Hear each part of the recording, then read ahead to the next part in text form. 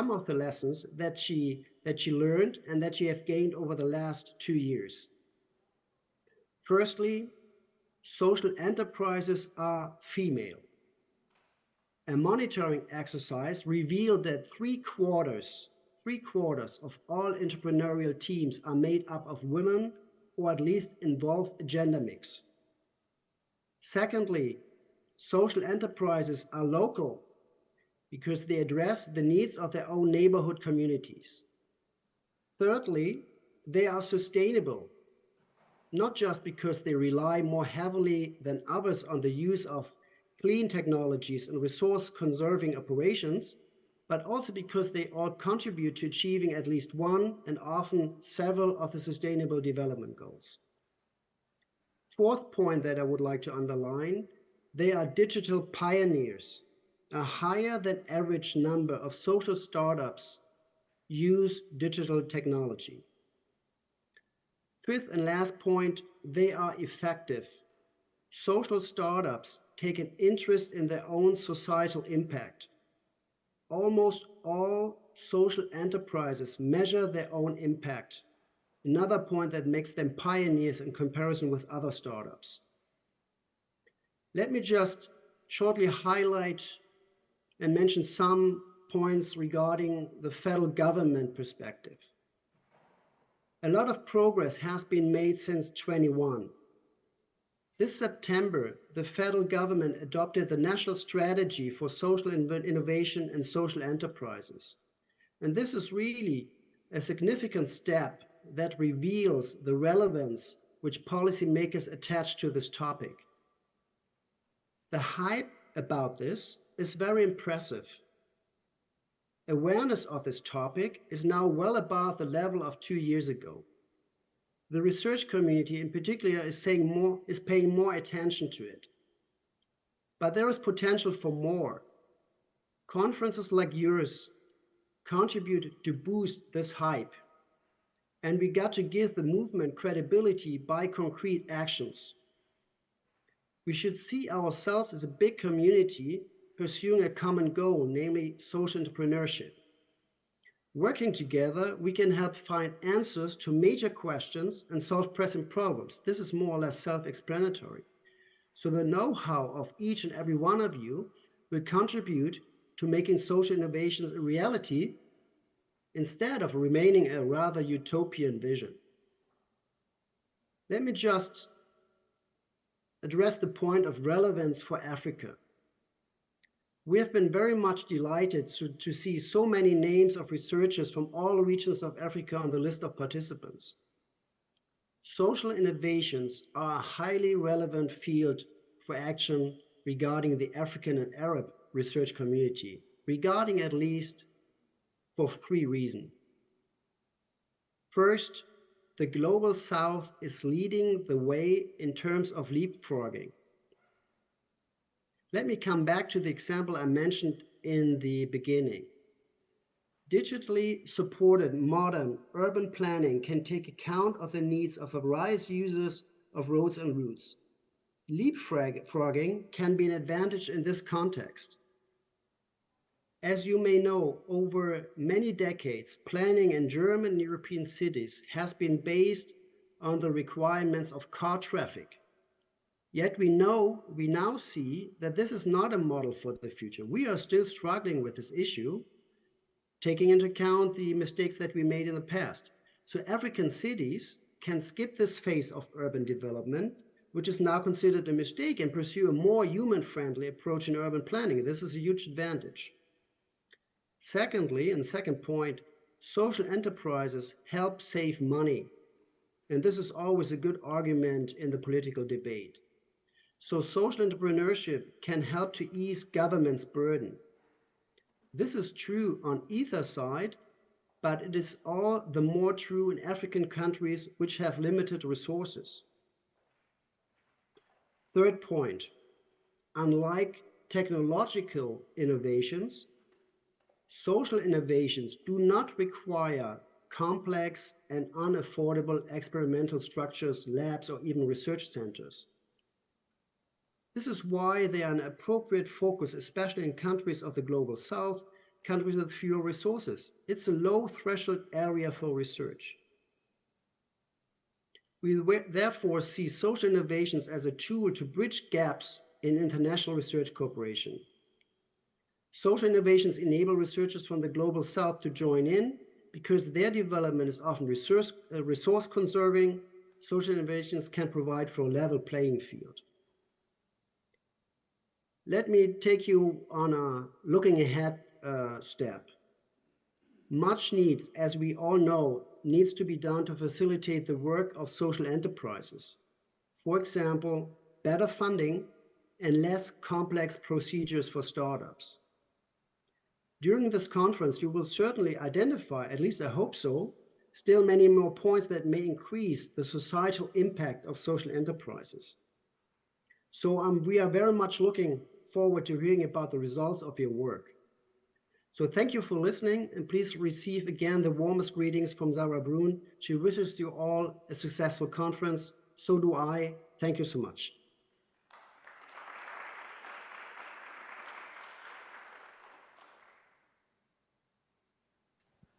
All right, thank you very much, Dr. Hansalek. Do you allow for a couple of questions? Does your time schedule allow a couple of questions? Yes, indeed. So it's to the audience. Ali, you want to start? I'm actually very critical about the whole entrepreneurship movement, and I'll tell you why I say that. There is complete imbalance. I mean, in any development, you should have a top-bottom, and you should have a bottom-up. The bottom-up simply is not there. The other thing, when you think about social, whatever it is, innovation by itself is very elitist. It tends to be within universities, and most of the time, the aim is to find a patent where you make money. So it's very extractive, which is very different than grassroots innovation, where the intention, it is open, it solves a very pragmatic problem, and as you've mentioned, it tends to be more frugal, or more pragmatic. I don't care about the latest technology. This is very missing, and I think when you get closer to being social, you're gonna find that the line between enterprise, or social enterprise, and a micro enterprise is gonna be blurred. I don't care if there is 1 million small enterprises, a lady who sells whatever, and she's barely afloat. For me, the social impact of 1 million of those is more than having one unicorn. Yet, most of the entrepreneurship, including social, we insist in creating unicorns. You see what I'm trying to say? Am I getting my message? Okay, I could tell you one anecdotal thing and then I'm gonna. When you look at how social enterprises were started, there were two starting points. One of them is Scotland, and the other one is the US. The US is very much a Silicon Valley mindset. Again, the guy who's gonna land in a parachute and show the masses the road to salvation, which might not work. The British one was actually more communal, was more community-driven. A social enterprise is by design, to be effective, it has to be community-driven. It cannot be a guy. I mean, I don't mind having a leader and he's gonna be a catalyst, but in the end, it has to be led and owned by the community to make a real social impact. I hope I made my point. Thank you. Yes. Thank you so much for your contribution and your reflections on this. Actually, just to pick up a couple of your points. Well, you know how it is with the definition of social innovation. So, and of course, there is always a certain uncertainty, you call it being blurred in a way. I guess this is a given. Yeah. So if you would like to go for a very concrete, definite definition, there's always some kind of overlap and what to put in which boxes. What we can see is, of course, that there is a core group of initiatives being developed, which can be very finely defined and identified as social innovation driven. When it comes to the support system, I don't have a problem with the intervention saying, well, it has to be driven, it has to be carried by the communities.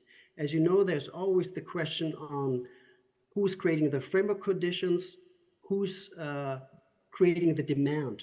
So in what we see, especially in this field, there are a lot of small enterprises working in the field of social innovation. So I guess we need to have both this kind of pull effect, this kind of creating framework conditions, but also this drive from the bottom. So that, but there, personally, but this is only my personal opinion, there will be no perfect mix for everything. So at some point, the government creates framework conditions, is supporting some entrepreneurial endeavors, but also there has to be this drive, which also is very typical for social entrepreneurs, saying, well, we would like to change, this kind of personal commitment to the endeavor. So there's going to be a mix of different I guess different support issues, and also from the top down and bottom up. There is, I guess, as we also see in other fields of innovation, that we're going to end up, I guess, with a mix. What I see is, and this is also my personal opinion, that we see this kind of social innovation has not been in the political debate maybe 20 or 30 years ago. So by now it's on the agenda, and of course we all, and you are, happy and open to shape the system as it is. So these kind of comments, what do you need and how should we support, whether we should support, these are crucial elements. So there's no, this is it and this is how you do it. And this is, as you know, when we talk about innovation policy, there is no standard form. We have to find out what works. You gave the perfect example of how the British and the USA try to build up the system.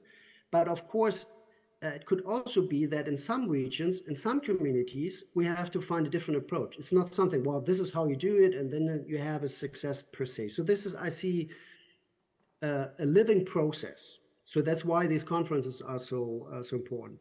You made the fair point about unicorns. Everybody's talking about the unicorns, but of course you see, especially in regarding social innovations, this might not be the key factor and say, well, at the end we have to create a unicorn, because there's a lot of bottom-up processes going on.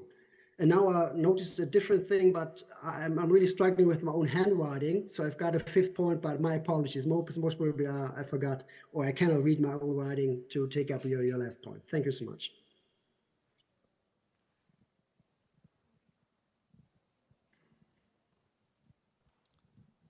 Hi, hello.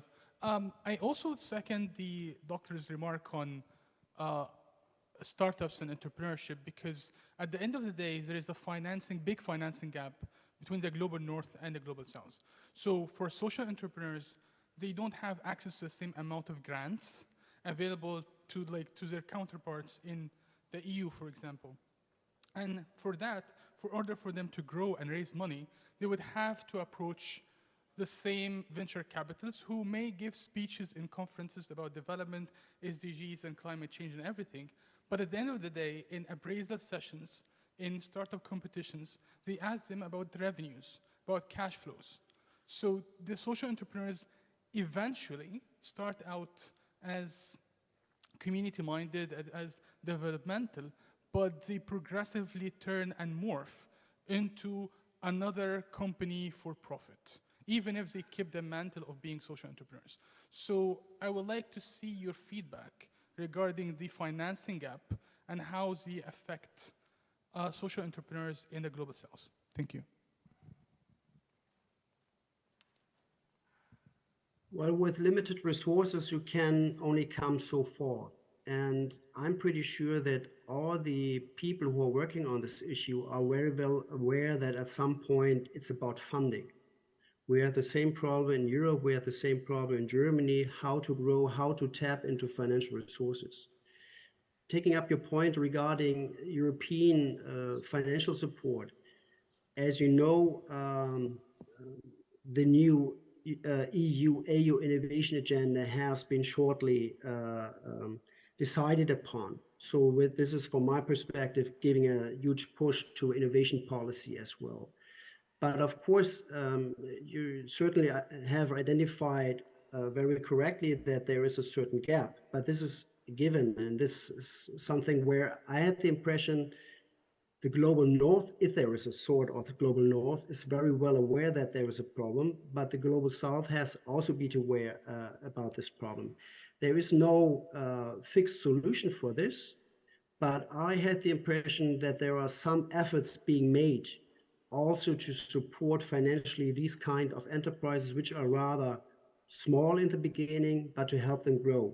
Regarding the transformation of enterprises, well, this is a question I don't have an adequate answer for this. I have to confess, because this kind of transition that every enterprise goes forward and say, well, this was the idea, this is what has helped us grow to get this kind of startup, but then we have to develop in something else. And I hope I do not put words in your mouth.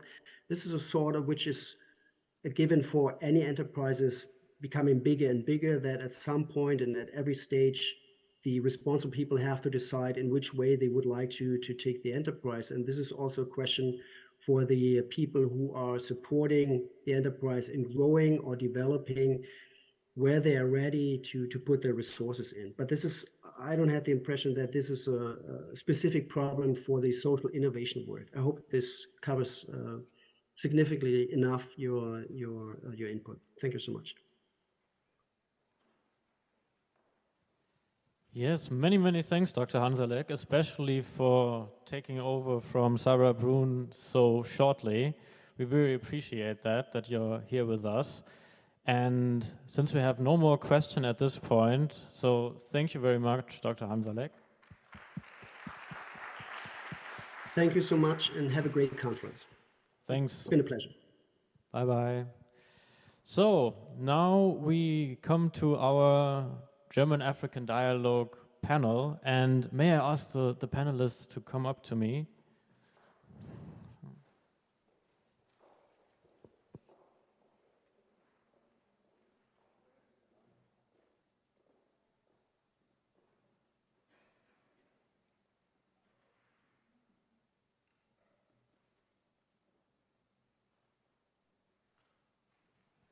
Wonderful. So thank you very much that you all are joining us here. We're very happy for that. So first of all, I would like to have a quick round of introduction. Could you just say who you are working for, and what the main topics in your fields are? Would you want to start? Hi, my name is Rania Schiffer. I am resident representative of the Friedrich Ebert Foundation here in Egypt. And we're mainly working here in Egypt on the topic of social protection, inclusion of women, as well as climate topics and the urban transition. Thank you. Hello everyone, my name is Lorena Mohr. I'm the head of science and protocol at the German embassy here in Cairo. I think you all know what an embassy is doing. I can then later on maybe dive in a little bit more specifically in the fields that I'm working on in the science department, the type of projects, programs that we have. Thank you. Good afternoon. My name is Fatma Suleiman. I am the Deputy Director of the German Academic Exchange Service, or commonly known as the DAD, which mainly works here in Egypt in the field of higher education and academic exchange. Hello, my name is Karen El-Shafai. I'm the operational head of the German Arab Chamber of Industry and Commerce. The chamber is mainly promoting bilateral trade between Germany, Egypt, Jordan and Lebanon, and industrial development. Thank you. Wonderful, thank you very much. So our main aim is to bring up a panel discussion and not so much us just giving a talk and everyone listening. So first of all, we want to integrate the audience. Are there any inputs, any insights, any things, topics you are specifically interested in and you want to be addressed by our panel?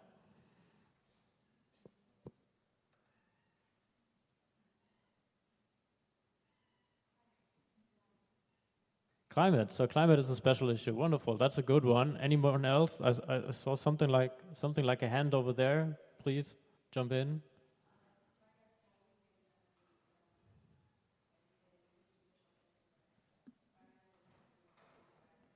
Also a very good topic. We have this on our agenda. Please go on. Research cooperations. Tech transfer, a very important one. Also one I have no idea about. I'm not so into tech, but we'll do our best. That sounds quite good. So should we start with the question of climate and what the organizations you're representing and what international cooperation, especially between Egypt and Germany, can do to foster climate issues? Anyone willing to take up the ball? Please go ahead. I can start here. As I said, the German Chamber is mainly promoting bilateral trade and industrial development between Germany, Egypt, Jordan, and Lebanon. And in this context, we are following also the German Ministry of Economic Affairs and Climate Protection. So there are lots of programs that are financed by the ministry where we can get German delegations to Egypt, Jordan, and so on to promote bilateral trade, to transfer German know-how to the Egyptian as well as the Jordanian or Lebanese market, to make some matchmaking possibilities between German and Egyptian companies as well as Jordanian and Lebanese. And we have some programs in the green energy, because it's, as all of you possibly know, that it is a very important sector at the moment, especially that the government in Germany is at the moment green. So they are supporting any green initiatives, green hydrogen, renewable energy in general. So we try to either send Egyptian or Jordanian companies to Germany, or the other way around, to see new technology, maybe to be able to promote their products in Egypt and so on. Wonderful, thank you very much. Could you maybe give us one example of such a project where, with respect to climate issues, there is a cooperation between Egypt and Germany, just to make it a bit more touchable for every one of us? I can, for example, say that we have on the coming next Sunday, like a round table, discussing hydrogen topics in Egypt, the challenges that the Egyptian companies face.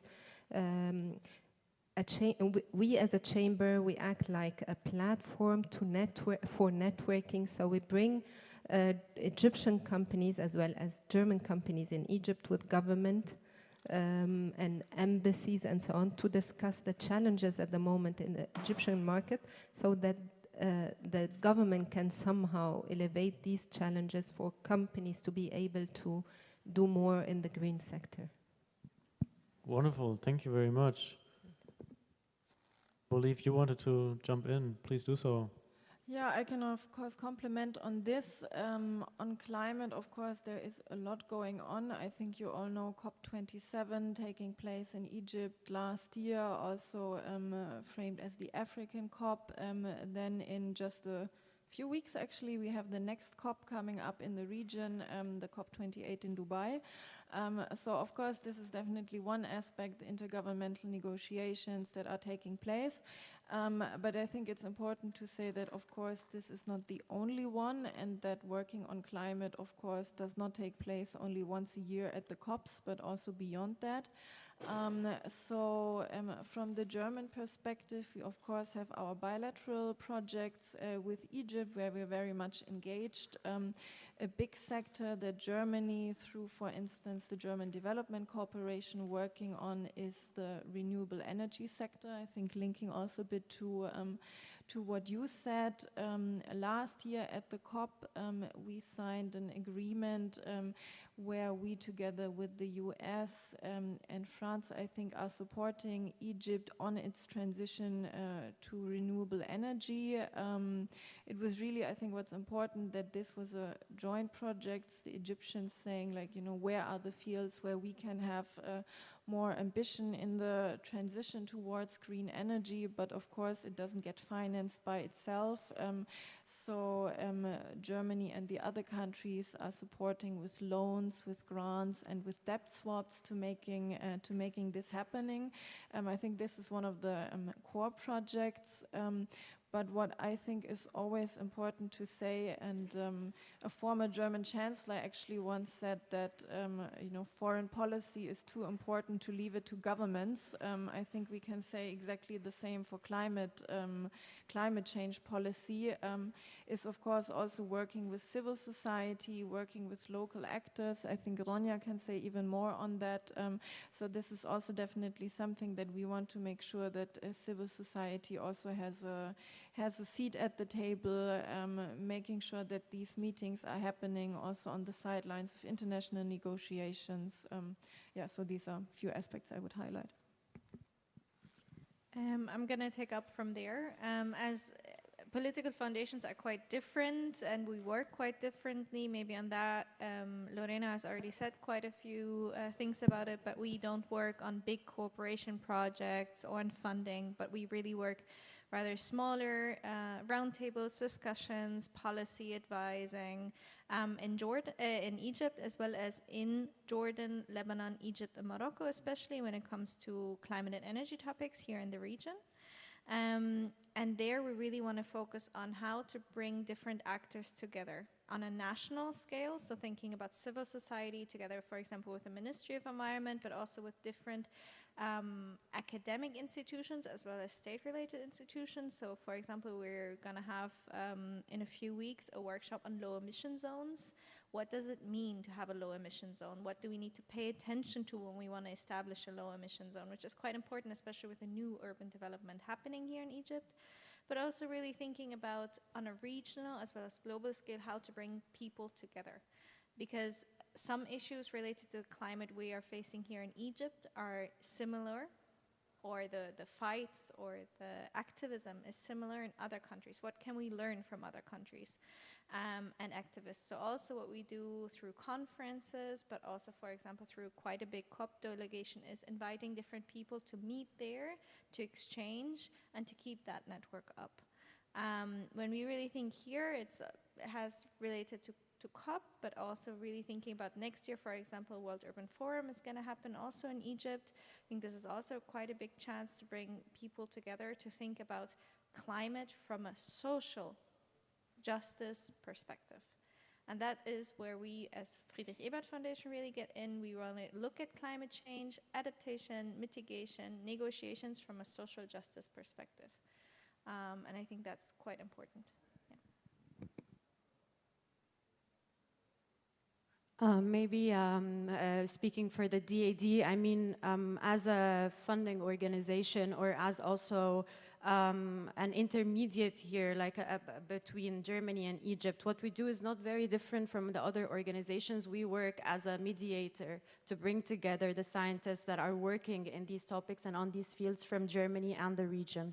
And what we do as the DAD, for us also, like the other organizations, it's a very important topic, but the word climate, what we do in climate is very broad. Because what does that mean? I mean, if you look at health, for example, there are climate topics in health, in energy, in urbanism. It's about all of this, supporting all of the science and research to come up with climate-friendly practices to sort of tackle the global issues that are currently happening. So what we do is also provide a platform for the most important actors, I think, in these fields, which are the scientists that are working on what's happening and how do we get out of these challenges. We bring together students and senior scientists from Germany and from the Middle East in the form of conferences, workshops, roundtables. But we also do, as the DAD, is support creating bilateral academic programs, bilateral master programs, for example, with German counterparts. that enable the students to be exposed to how these discussions and discourses are happening in both countries, in Germany and in Egypt. One of the things that we also support is an initiative by the German Embassy, the Cairo Climate Talks, which aims to bring awareness to the public on the current most pressing climate topics and climate negotiations. So in general, it is one of the top priority themes to be discussed and to be supported, and whether it's in energy, in urbanism, in health, in education, whenever there are projects that are that have a climate component, we are always there to support it. Thank you. Thank you very much for this round on climate issues. I think we should now turn to picking up the second point, which, if I put it very, very broad, is the promotion especially of women in civil society and in social entrepreneurship, or in communities in different contexts, to put it a bit more broad. So I think we have a very good example, since all organizations invited here on this panel sent us female representatives, and if Annette Zimmer wouldn't have fallen ill, I would not be here ruining this picture. But so maybe you want to pick it up from here. What is your view, or the view of your organization in particularly, like pushing the engagement and the participation of women in the projects that you undertake or that you refer to? Maybe I start. For us, the first way we look at it is that we as an organization really look at our own values, how we plan events, how we include women, because we first of all have to do the internal change. Because if we say we want to implement events, activities, projects that relate to women more, but then there's only men organizing, we're already having an issue. On the other hand, we want to include men in this as well. We want to drag men into this and also show that the inclusion of women, the empowerment of women, and justice when it comes as well to women is also a topic for men. It's not just a women's topic. It's a topic for everyone. So what we do, we include it in all our events. We look very carefully how we plan events, but also we have specific actions that we target. So one very specific policy brief we just recently launched was on women in the digital economy. So digital entrepreneurialism, which is informal in Egypt. It's mostly women working through Instagram, through Facebook, trying to sell things, trying to work from the home, and how to really think about their situation when it comes to social protection, when it comes to situations as in COVID. What happens when suddenly a market completely collapses for a time being? How can we support? And I think that is quite important. What we also really do is in other projects is thinking about how we can include women, for example, better in the healthcare system. What are special needs faced by women in the healthcare sector here in Egypt? And how can we approach them? What are issues? And I think there, again, it's really, really important as well to bring the different stakeholders on a table together, work with state actors that actually present and offer the services, but also bring them together with people wanting more, wanting change, and how to create that change.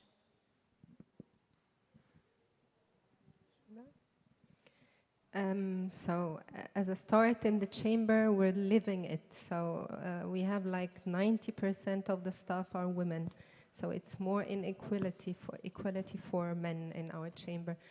We have we had a project funded also by the German Ministry for Economic Affairs and Climate Protection some years ago, where we were trying to support also Egyptian startups and women in business. We still try to support startups, and mainly women startups or lady startups. We had like a project last year where we sent 5 startups to Germany. Some of them were ladies and other men, and the one who really won the first prize was a lady.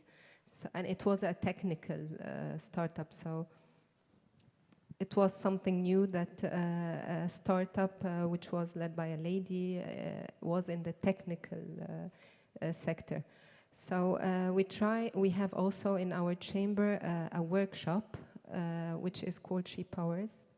So from the name you can see that the participants or the owners of this workshop are all women in business. We try to support them by bringing some speakers in different topics that they are interested in, to support them in their business, to discuss together ways of enhancing their business in general.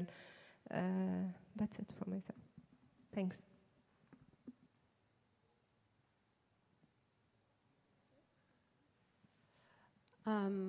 For the DAD, it's also, I think, if we're all representing German organizations, I think it's more or less the same approach. It's about looking to empower women in the different activities that we're doing.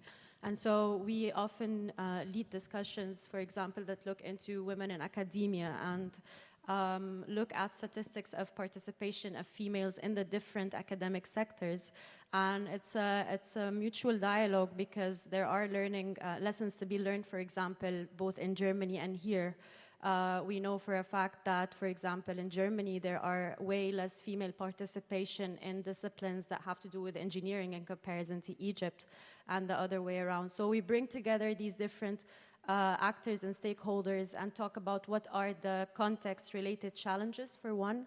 There was a very interesting event that we did with the DAD in Kenya, in Nairobi. It's called the Cairo events, that discuss specifically that. And we try also to look beyond the statistics, because it's not just about how much is the percentage of gender participation, but it's about the impact as well, and which positions and which roles do they display. That's in terms of conceptualizing the events that revolve around gender equity or gender equality. And in terms of the projects that we implement, there are very strong policies set by the DAD to be able to support and fund projects that have fair and equal female participation. So whenever also we're talking about research projects, summer schools, or even academic projects, we always encourage the people who are applying for these project funds to make sure that there is enough female participation, that there is enough females on the table. So in that sense also we try to implement that in the funds that we give out. Thank you. Yeah, then I'd be happy to close this round. I think, speaking for the German Embassy, or broader for the German Federal Foreign Ministry, we did have quite a, I would call it, seismic shift on this, with our current foreign minister, the first woman in the history, first female foreign minister in the history of 150 years of my ministry now. She, not only is she the first female minister, but she also adopted or joined the countries that are pursuing a feminist foreign policy, which I can tell you, for a very traditional institution like the diplomatic service, has been a little bit of a shock on some level, but I think a shock is good sometimes to shake things up. So I think the concept sounds a little bit abstract, feminist foreign policy, what is this? So I try to also break it down a bit in more concrete examples. So of course there's this conceptual idea behind it, but also I would say the two very tangible aspects of representation, and I would say even more important, resources. So of course one thing is making sure that you know, women are represented in the ministry, that are represented in our partner institutions, which I can say we're not yet very far along, at least within the ministry, but there has been a push also in our HR system to really look at, you know, what are the structural barriers that keep women from being present there, because it also makes us more effective diplomatic service, that we are representative. And then the second one, resources. Of course, there have always been funding lines or projects that are specifically targeting women. Let's say, for instance, we know in humanitarian crises, women are more vulnerable. How can we target these populations? Things like gender-based violence, that has always been there. I think what is new as well is making sure that there's really a gender mainstreaming in all budget lines. So even if you look at like application forms now for grants within the ministry, you will find boxes that have never been there. Like, you know, how does this funding take into account gender? How can we make sure that also female populations are benefiting from this? Or even things like when you're applying, for instance, like a project or a delegation, there are minimum quotas of making sure that women are included. And I think I'm not sure, Ronja said it maybe before, or you said it, that it's not only about percentages, but I think it's like, you know, a place to start to like push this change of a mindset.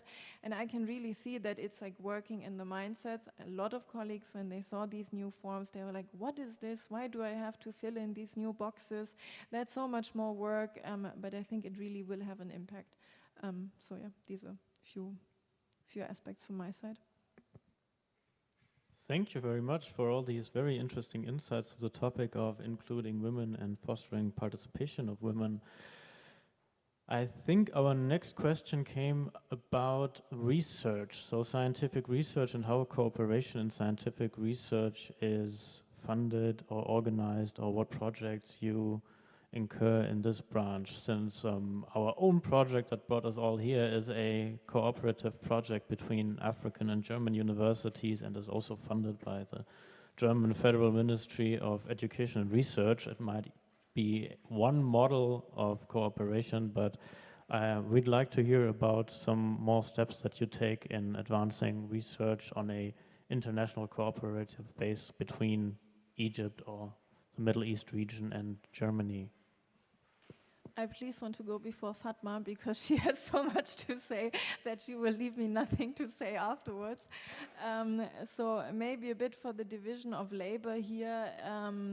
So of course, as an embassy here in Egypt, what we're trying to do is sort of like build the political framework to make sure that these things like research cooperation can happen and can happen to, you know, have the best political conditions to making them happen.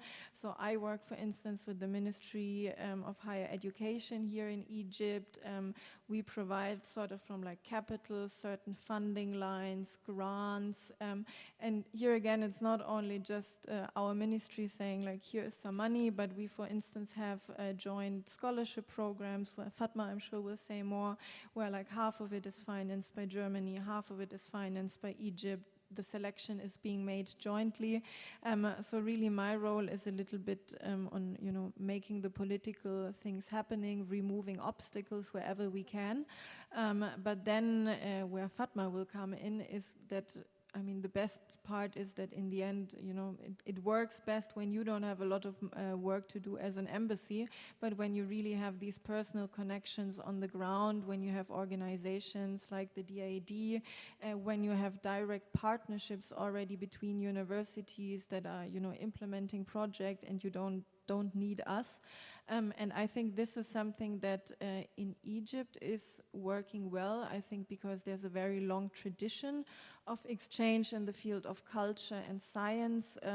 We have big number of German schools, some of them 150 years old already.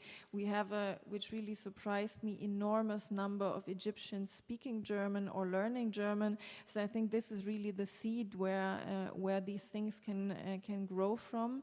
And maybe just because, of course, I'm speaking about Egypt now because this is where I'm posted and where my expertise is, but also the fact that I am posted here, that we have a science department at our embassy is not a given. We don't have that everywhere. And given that you have the African perspective, actually, I think this is something where more needs to happen because we have a science attaché like me in Cairo. and we have one in South Africa, and nothing in between. I know they're working on establishing some more, but I think this is also something where, you know, there is potential that is maybe not yet being fully used. But now to what it really looks like on the ground, I hand over to Fatma. Thank you, Lorena. Yeah, I mean, research lies at the heart of what we do. The DAD's motto is basically change by exchange, which means that we are here to support the exchange between researchers and scientists, because that's basically what we know to be, you know, the main approach to solving all of these global issues, climate, gender equity, and so on. And so we have different measures that we do in order to be able to participate and support in research exchange. Of course, the front line, what we're most known for, are the scholarships that we give. And the scholarship goes both ways. So the DAD in Egypt basically supports researchers to get their degrees from Germany, but also the DAD works in Germany to support researchers there to be able to get their degrees abroad. And the number of, or the scholarship programs that we have are different. There are individual scholarship programs, so researchers who go to do their PhD or postdoc or even master's degree in Germany, but we also have scholarships for project funding and staff exchange and academic exchange, and that goes from as small as funding study visits to as big as funding bilateral, for example, like I said, academic programs. That's on one hand. What we also try to do in the field of research is to keep these discussions and discourses on the different topics alive and keep the engagement of the different contexts and participants from Germany and the MENA region happening. So we do a lot of conferences, workshops, and roundtables on the different pressing issues where we invite scientists from Germany, not just Egypt, but also the MENA region. For example, something like this is one of the, it's not funded by the DAD, but it's very similar to the activities that we also do here on grounds. I think a couple of years ago, we also did a conference on urban resilience that had participation from several German universities as well as universities from the MENA region, and we tried to explore the aspect of social inclusion, for example. So the funds that the DAD has here is mainly here to promote keeping these discussions, keeping these exchanges, that being in parallel to the project funding or the scholarships that we do. And I'm also very happy to go into specifics of these programs should any questions arise from the audience. Thank you. We are not in the research thing, we're more business. We offer the ones who do research internship in the chamber. And we in Germany also have quite a big scholarship network where we also have Egyptians that are in the scholarship network, and then of course also when we're here we stay in contact with the scholarship, the current and former scholarship recipients. We stay in contact, and in general what we really also try is to bring together, sometimes on a regional, sometimes on a global scale, researchers from different countries, from different settings, not just with students, but also with civil society, and kind of translating sometimes very scientific studies and academic language into something we can use in the everyday, for example, in social media campaigns, but also into policies. Thank you. Thank you very much. You all painted us a very broad and also a very positive picture with many interesting insights into academic cooperation. But I would like to jump in with one critical impression, because I think parts of the audience would be interested in your opinion on it. And the case is when we wrote the project proposal for our project, which was like 4 or 5 years ago, it was shortly before the new Africa strategy of the German government. And we had the impression that like cooperation between German and African institutions was like on the priority list of the German government and all institutions funded by the government. And since then, in our impressions, things have changed quite a bit, especially with the Russian attack on Ukraine. And since then, we somehow get the impression when we speak to organizations who usually are donors for projects like ours or for extending a project like this, and for cooperation, we do get the impression that cooperation with African countries is way off the priority list. And Lorena Moore, I think you already mentioned that the German embassies have like 2 attaches for science for all of the African continent. And without me knowing concrete figures, but it's probably 27 or 30 in the EU.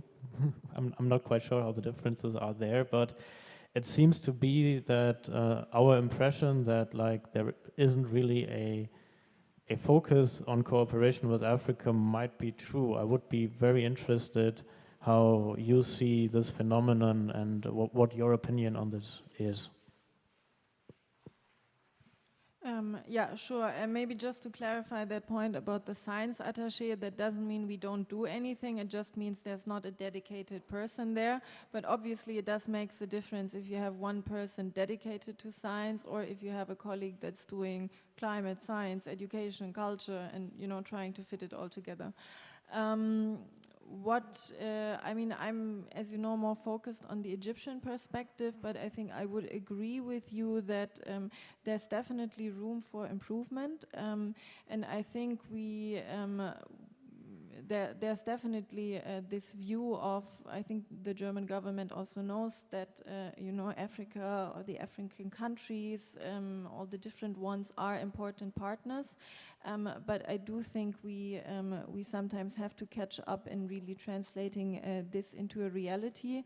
I know also, of course, with the war in Ukraine, there's been also a lot of you know, focus on this region, etc. And of course, I think sometimes it's also a question of within the EU, for instance. Yes, there is a lot of cooperation.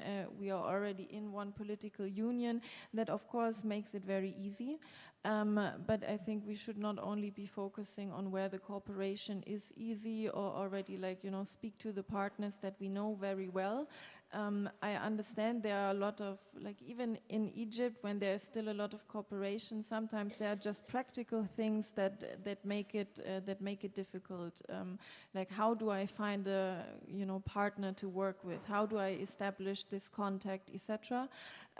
So I think, you know, there are practical difficulties, but, you know, we must find ways to overcome them.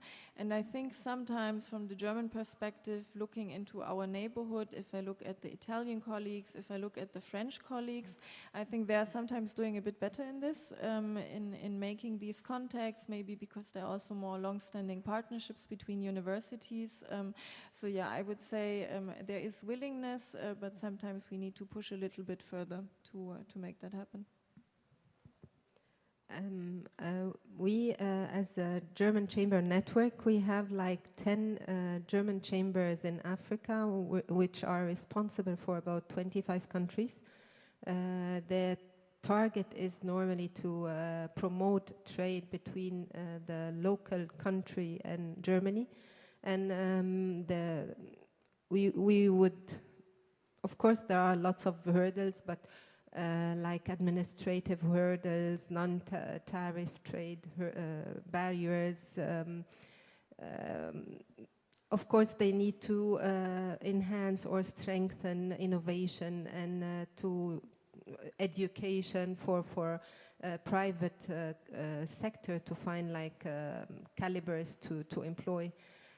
But from the chamber point of view, we can use our offices, our German chambers in Africa in general, to try to enhance trade between African countries themselves and Germany.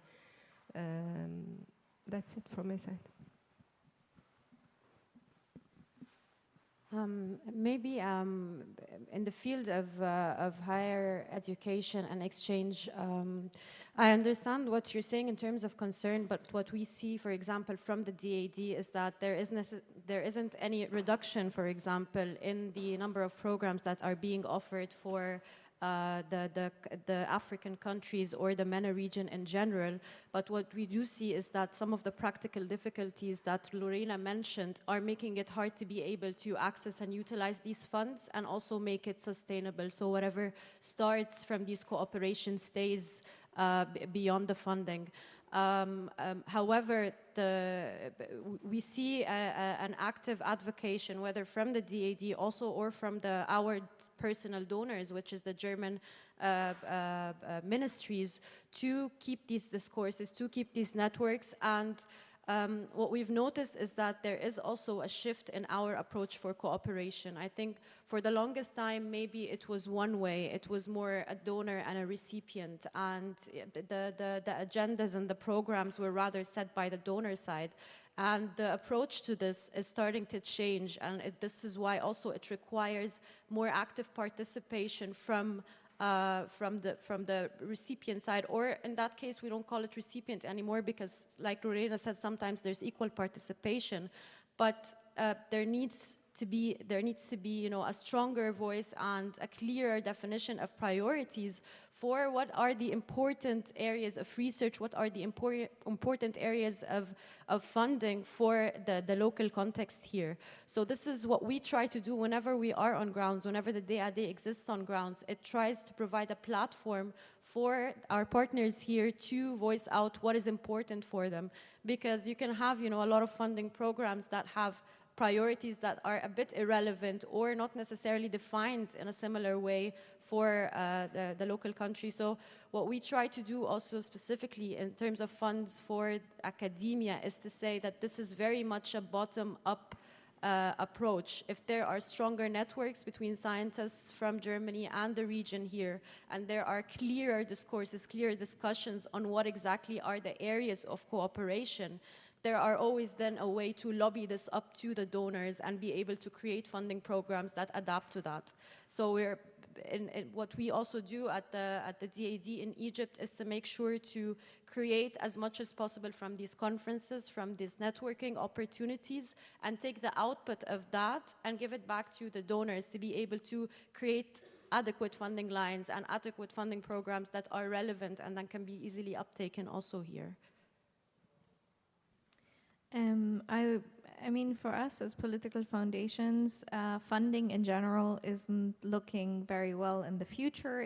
There is clear reductions for us as well. But I think one thing Lorena has said, which is very, very important, and also was said by the others, is really thinking about how we can use the money and the funding we have in a sustainable way without creating opportunities that are then taken away a year or two later, which makes them very unsustainable. So this is the first shift.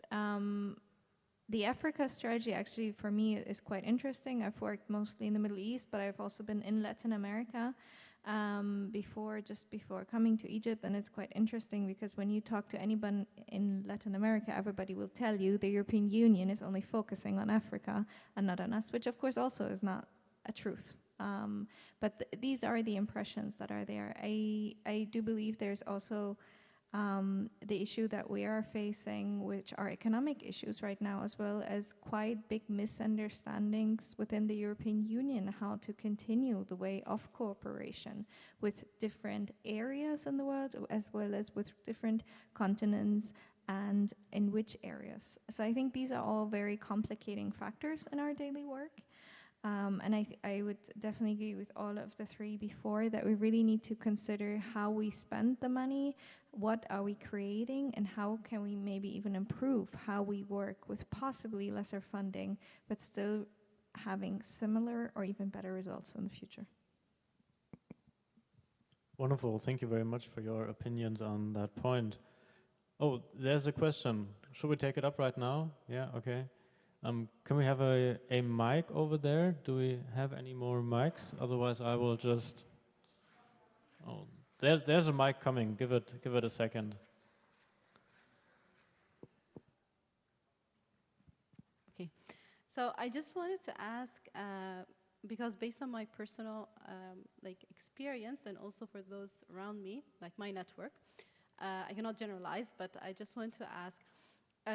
For those who want to, pursue their post-grad studies abroad, specifically in Germany, I have several examples, whether on the master's or the PhD level, it was done on an individual level, like it's an individual effort. So they approached their universities by themselves, and of course, there are some who unfortunately failed, they couldn't continue. I'm not talking about funding, I'm talking about the process itself. So I wanted to ask, is there anything that specifically the DAD is doing to help those individuals to, pursue their studies, so to increase the chances of acceptance? So this is what I want to ask. Thank you. Thank you very much for your question. Indeed, I mean, that is at the also front line of what we do. We do a lot of counseling for people who are interested in studying in Germany. Counseling means starting by explaining, what the grounds there are, what the higher education there looks like, up to how to, in a way, we don't do matchmaking, but we also try to do trainings to provide the necessary skills to be able to find, for example, a supervisor in Germany. So we have at the DAD something called the DAD Cairo Academy, and there we provide training modules that enable individuals who are looking to find, partners in Germany, or also not just individuals, institutions, to gain the necessary skills. Because what we've seen here, sometimes it's really as the problem, the challenge starts from the very beginning on how do I approach, for example, a supervisor that I found is interesting. How do I write a proposal? How do I get funding for a certain thing? So we try to, in these modules, in this training academy, support by providing the necessary skills from that. And then as soon as there is a connection established, then we're also there to be able to accompany this person until they're able to pursue their degree there. At any time, whether it be general counseling or trainings, that is always available on our portal. If you think that there are very specific challenges that need to be tackled in order to increase that, we're always also open for feedback to integrate it into the services that we're doing. Maybe one other project that I'd like to mention, since the Goethe Institute is not here, and maybe that can also be like inspiration for other countries. The Goethe Institute here, together with the TU Berlin, is doing something called the Studienkolleg, because it's one thing about like getting, for instance, a scholarship or a study spot in Germany, but I don't think it necessarily provides you to all the challenges of I'm living in a new country, how do I manage this, different cultural context. So what the Goethe Institute here offers is, I think it's a 1-year preparatory program that's really like preparing students, especially going for undergrad to Germany, once again, like language-wise, but also on things like, how do I manage the administration of a German university? How can I find a student job? Because in the end, you have very talented, smart people that might, face barriers because of these challenges. So also having programs like this, I find very valuable, not only, to get the acceptance, but to really help people to succeed when they're studying abroad. I think there were a couple of more questions. Can we take them? Yeah.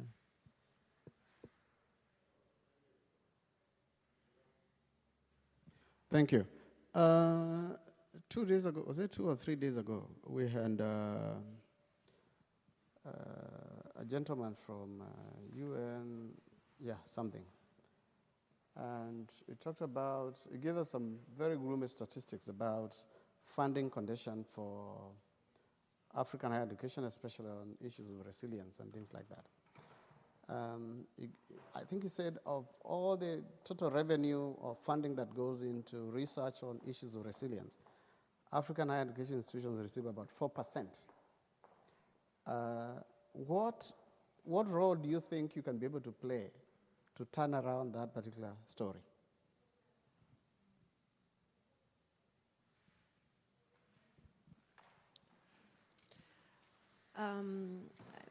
This is related also to the previous question, the challenges in being able to receiving successful funding. I mean, there are multiple challenges. What we see in terms of project funding, for example, whenever there are EU funds to support research projects or projects in higher academia between the Middle East or Africa and the EU, the challenges start at a skill set level. Also, these funding and I must admit the funding programs, they're not easy. The proposals that are needed to write to be able to secure a funding and to be able to understand all of the criteria, in of itself, that is a very, very challenging process, not just for the counterparts in Africa. Sometimes even when the proposal is being written by the German or the European universities, they're finding challenges being able to put the criteria that are needed, being able to translate the requirements and so on. So that's one of the first challenges on why there are fewer chances of success to get funding. The second thing is the matchmaking. A lot of the time, these projects require you to have partners, not just from the EU, but also partners from the region, from Africa. And matchmaking in of itself also is not easy. We see a lot of people coming to us saying, we would like to find a partner in Germany or in Africa to work on them or to apply for this project fund in the field of climate. What do we do? And as an organization representing 200 and something, universities, and each university has so many departments, and every department have their expertise on their own, we can offer little help in terms of matchmaking, but we always go and say, please go back to your partners who, for example, has had successful partnerships before, who've studied before, go back to your networks, and this is how you start finding the right partners. So that's what we do, for example, as the DAD, to be able to support securing more funding or project funding, is to provide the necessary skill set, try to make these proposals easier, and trust me, I mean, even people working, I'm thinking of, for example, funding from the EU. Even people working in the EU do admit how complicated it is to be able to, write successful proposals that get these project funds. And the second thing is to advise on how to best approach this matchmaking process or finding a partner. And people think it's by doing, online research. That's one way of it. But what is often neglected is that a lot of the times it's about, calling up this supervisor that I used to study with, or I have someone in my university who's been part of a successful project before, and using these resources and these networks and these contacts, for example, as a place to start from. That's how I see it, for example, from a DAD perspective.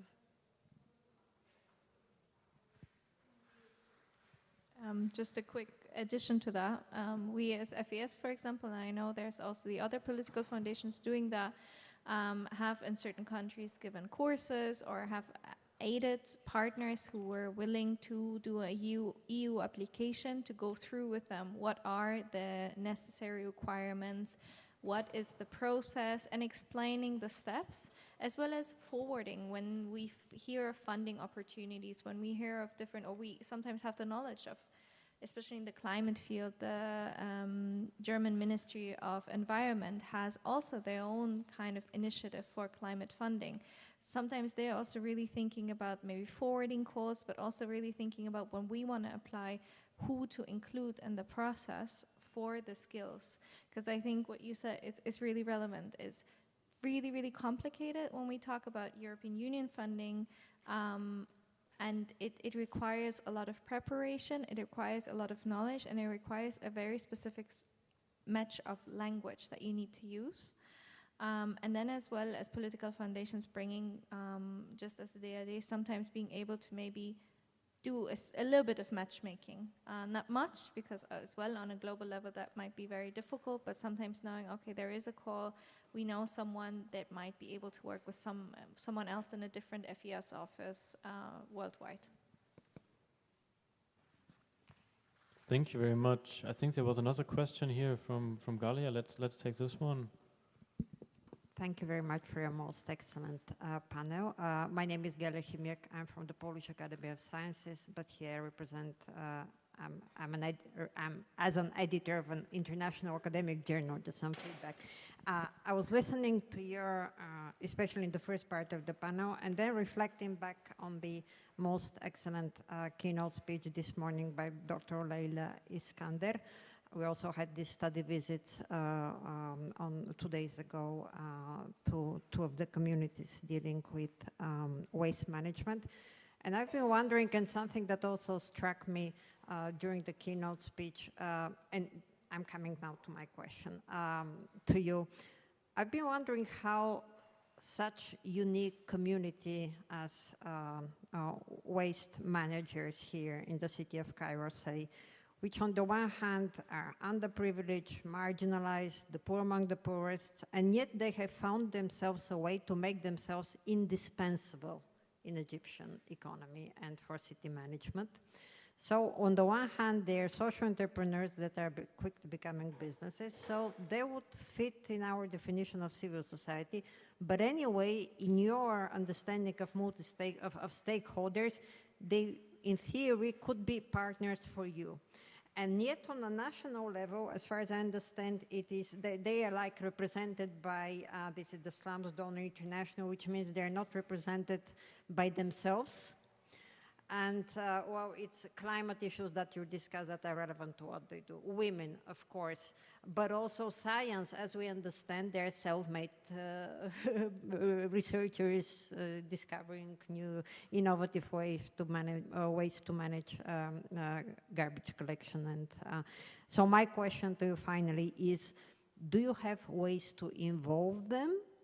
For example, I know in Ireland, the way poor communities are involved, they would just invite representatives, but these are poor communities that haven't found a way to make themselves indispensable in the economy. So I think here it's a totally unique actor that is on the one hand poor, underrepresented, marginalized, but at the same time is so important.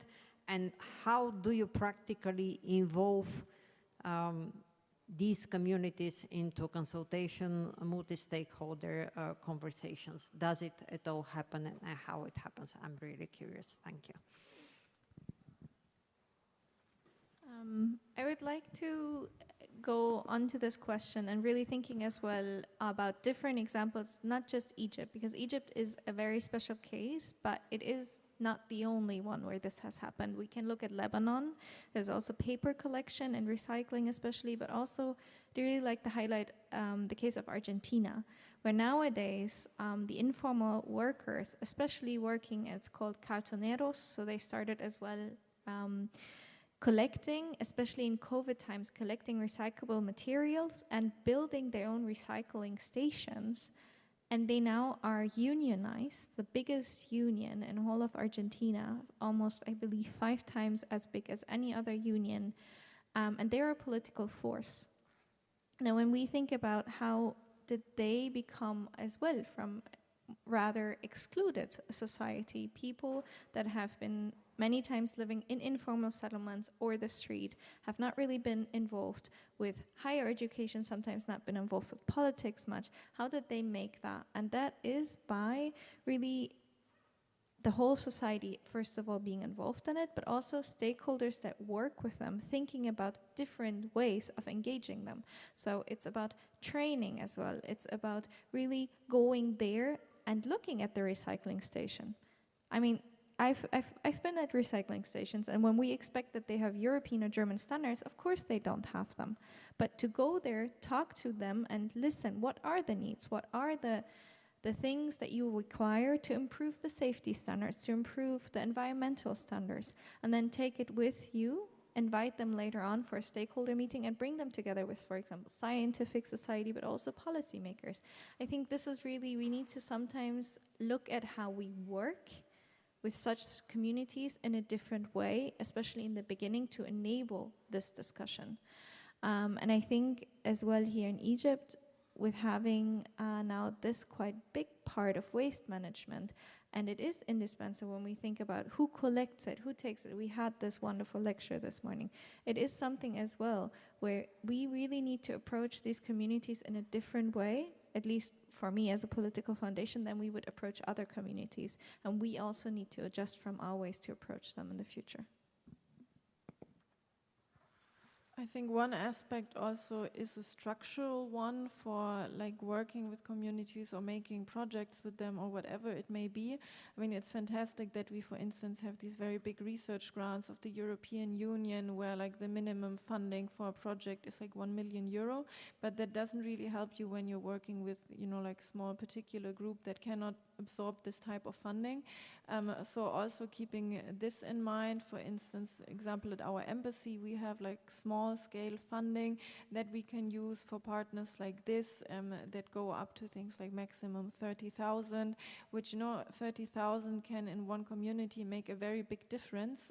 It doesn't always have to be 1 million. In some contexts, 1 million euro doesn't make sense, but, you know, having small workable projects to start with, you can later always scale up, but to also make sure that, you know, we don't like lose this like gap to also make funding, for instance, structurally available.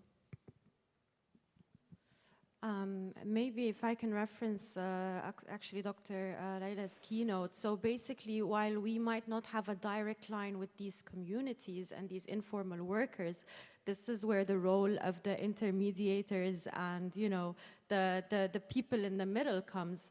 And what we know is that there are social enterprises and civil society organizations that are working on grounds directly with these communities and these informal workers, and they have the capacity to be able to voice their needs, to voice what they're currently working on. And we aim to always engage these social enterprises, these civil society organizations on the table with the researchers, with the other stakeholders. So, and we also aim through our work to be able to support them exist. They have a lot of challenges also, like Dr. Hanzalik was mentioning, of them existing in certain contexts, but they are in a way the mediator between these communities, us as donors or funding organizations, and the government eventually.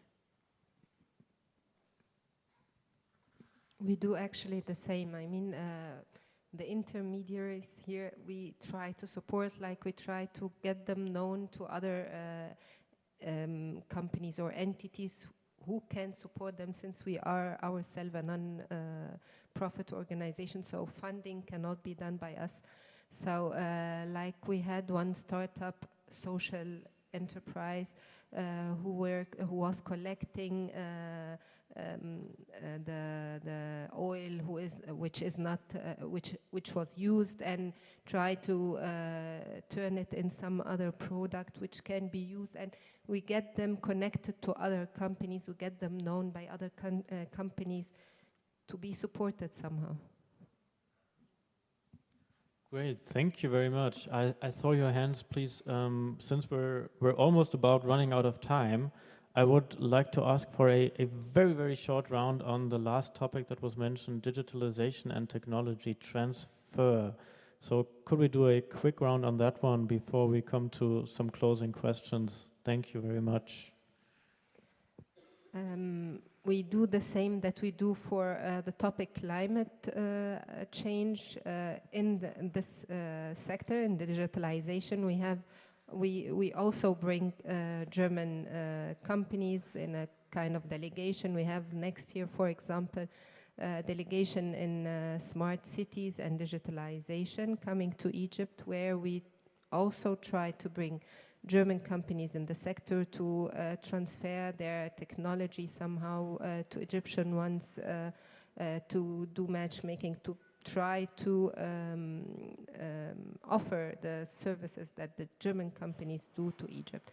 On the other way around, since Egypt is also trying to market itself as a digitalization hub, we try to send Egyptian companies to Germany to meet also with startups, with other German companies in the same field, also to transfer, to make what they do like known to the German market also, because lots of call centers, for example, are existing here in Egypt with for German companies, lots of employees, which lots of staff can talk German. This is not known in Germany that much, and we try also to get this known in Germany. That's it from my side. I think for the DAD, I mean, digitalization has always been an important topic, and we've seen how after COVID, for example, it's even more pressing. So in addition to, you know, like the personal challenges, because we talk about digitalization, it's not as easy. It has its disadvantages and advantages. But we are trying also to make sure that we're creating online programs as well, to be able to support in cases where there is limited mobility, to be able also to access, for example, countries and areas that are currently in conflict, where there is, you know, limited possibility of exchange and actual presence. So we try to focus heavily on trying to make sure there are also alternatives to the present exchange programs into online programs as well. Government-to-government digitalization is not like one of our key priorities here, but I think we can say it's more like a cross-cutting issue that runs through things like research funding, through the things that both of them mentioned, implementing, so not much to add from me. For me as well, it's more of a global perspective. We as FAS work quite globally on topics of digitalization and especially how it affects work and the workplace. But also how it affects rights of people regarding safeguarding what are their rights in the workplace, for example, when the employer wants to install video cameras. So really working as well on the challenges of that. But that's also more on our level as a political foundation.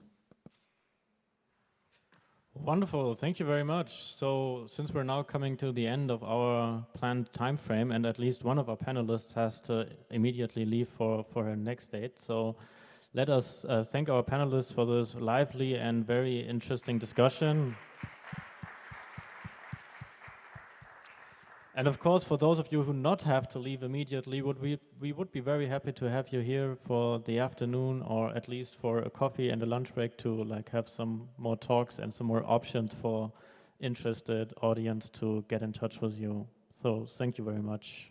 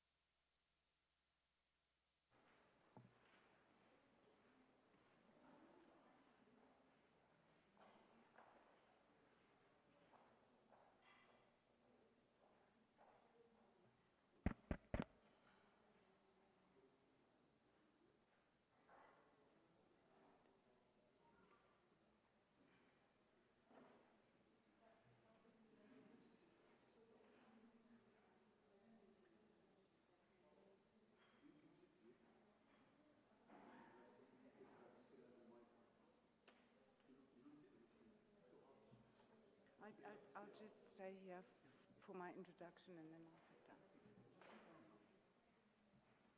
When do we start? Yeah, I'm all right. Last night I was fine. And yeah, the pyramid was really good fun. Good fun.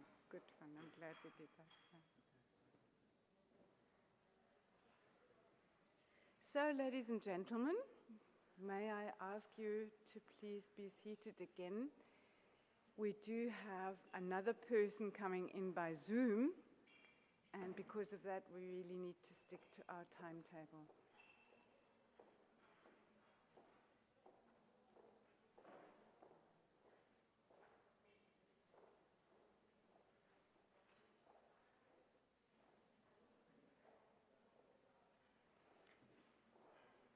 Okay, dear colleagues from social enterprise and NPO community, dear policymakers, dear NGO members, dear cooperators and scientists.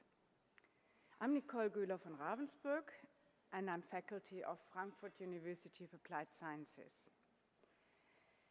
This is in Frankfurt in Germany, and we have been asked to come in on the RUC projects consortium in the phase of proposal writing.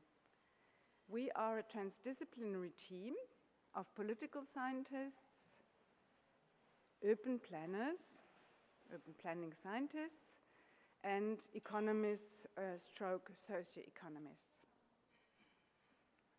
I've been asked to introduce the research aspects of the Resilient Urban Communities project before my colleagues from CAPSI at University of Witwatersrand in Johannesburg and my colleague from Münster University, Weimar Bauhaus, delve deeper into conveying their research approaches and preliminary results. I'm just going to give you a bit of context. Resilient Urban Communities is a collaborative African-German research project, as you have known. Pardon? Closer? Must I walk up closer? Okay, I will walk up closer. Is this okay for you? Yeah? Don't want to shout at you. And you might have heard and certainly have seen from the logos, it's 6 universities that work on this together. That's Strathmore University in Kenya, that's American University in Cairo, who's hosting us here. Thank you on this occasion again. CAPSI at Wits University in Joburg, Bauhaus University in Weimar, die Westfälische University that's got the lead of the project, and my university.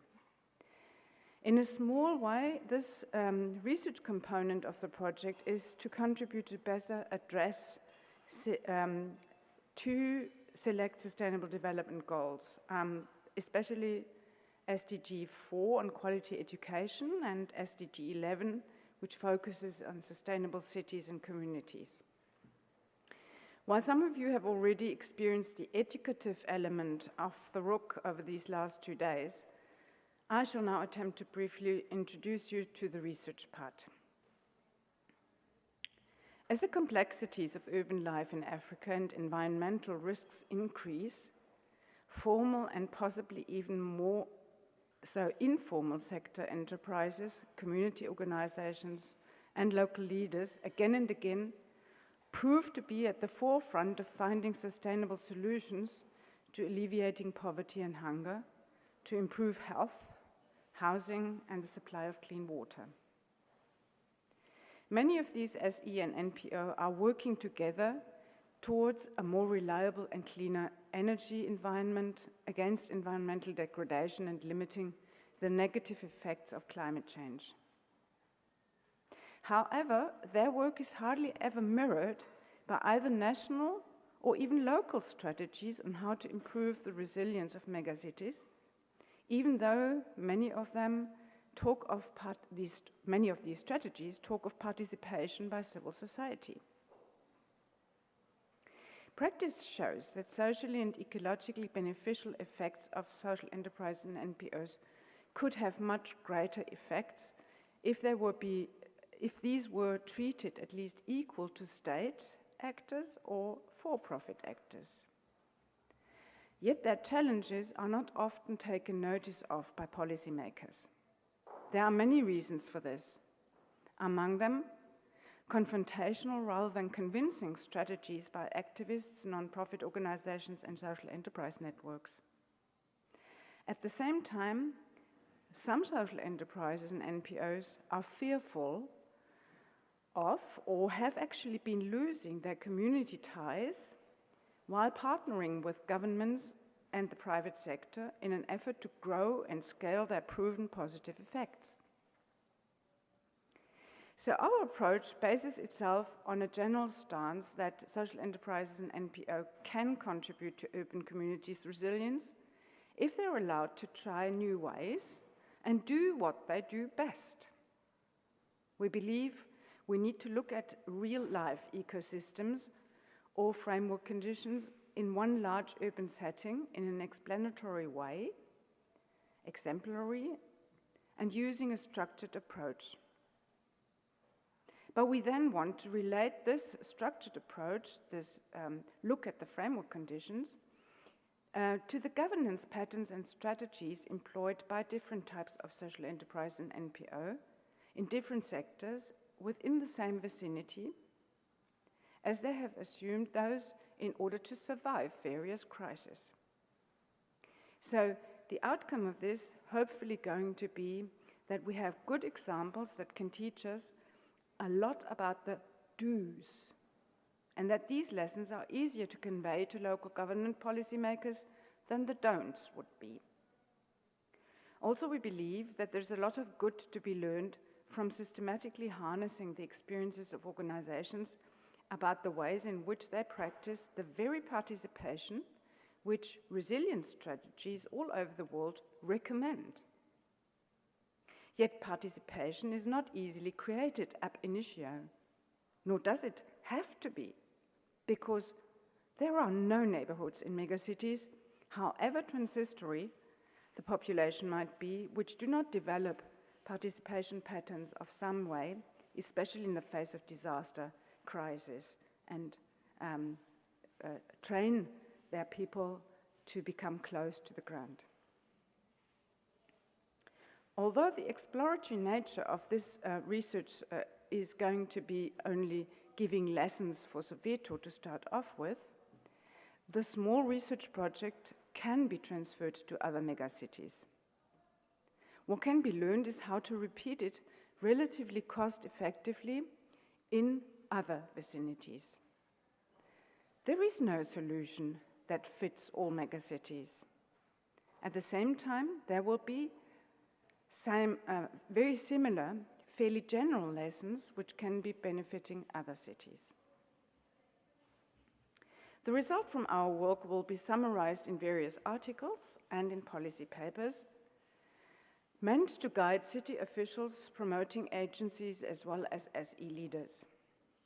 We'd like to encourage other researchers, as well as local government policymakers, to replicate. Communities, social enterprise, and NPOs all over the world have shown that they can come up with solutions. These frequently are varied, flexible, and highly locally relevant. It would be a pity if they were stifled by local government strategies and programs, however well these might be intended. So in this regard, we believe that our communication policy will decide on how well this approach can be replicated elsewhere. But now let our colleague Nicole Baron in Weimar tell you more about the more structured part of our research, which has to do with the ecosystems, and then Rose and Melody from CAPSI will tell you more about the casework we are busy doing.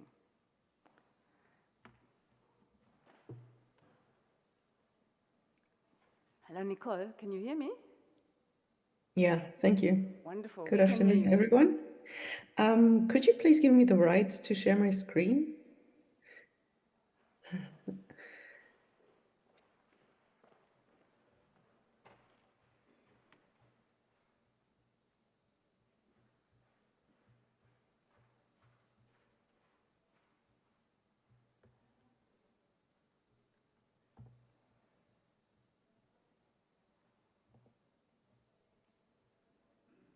Yeah, now it's working.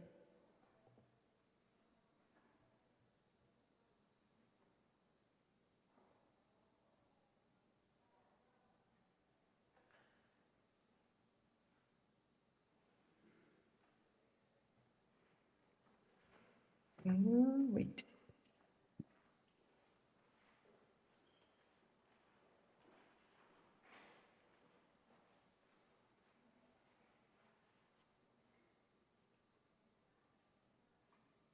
All right, so good afternoon again, everyone.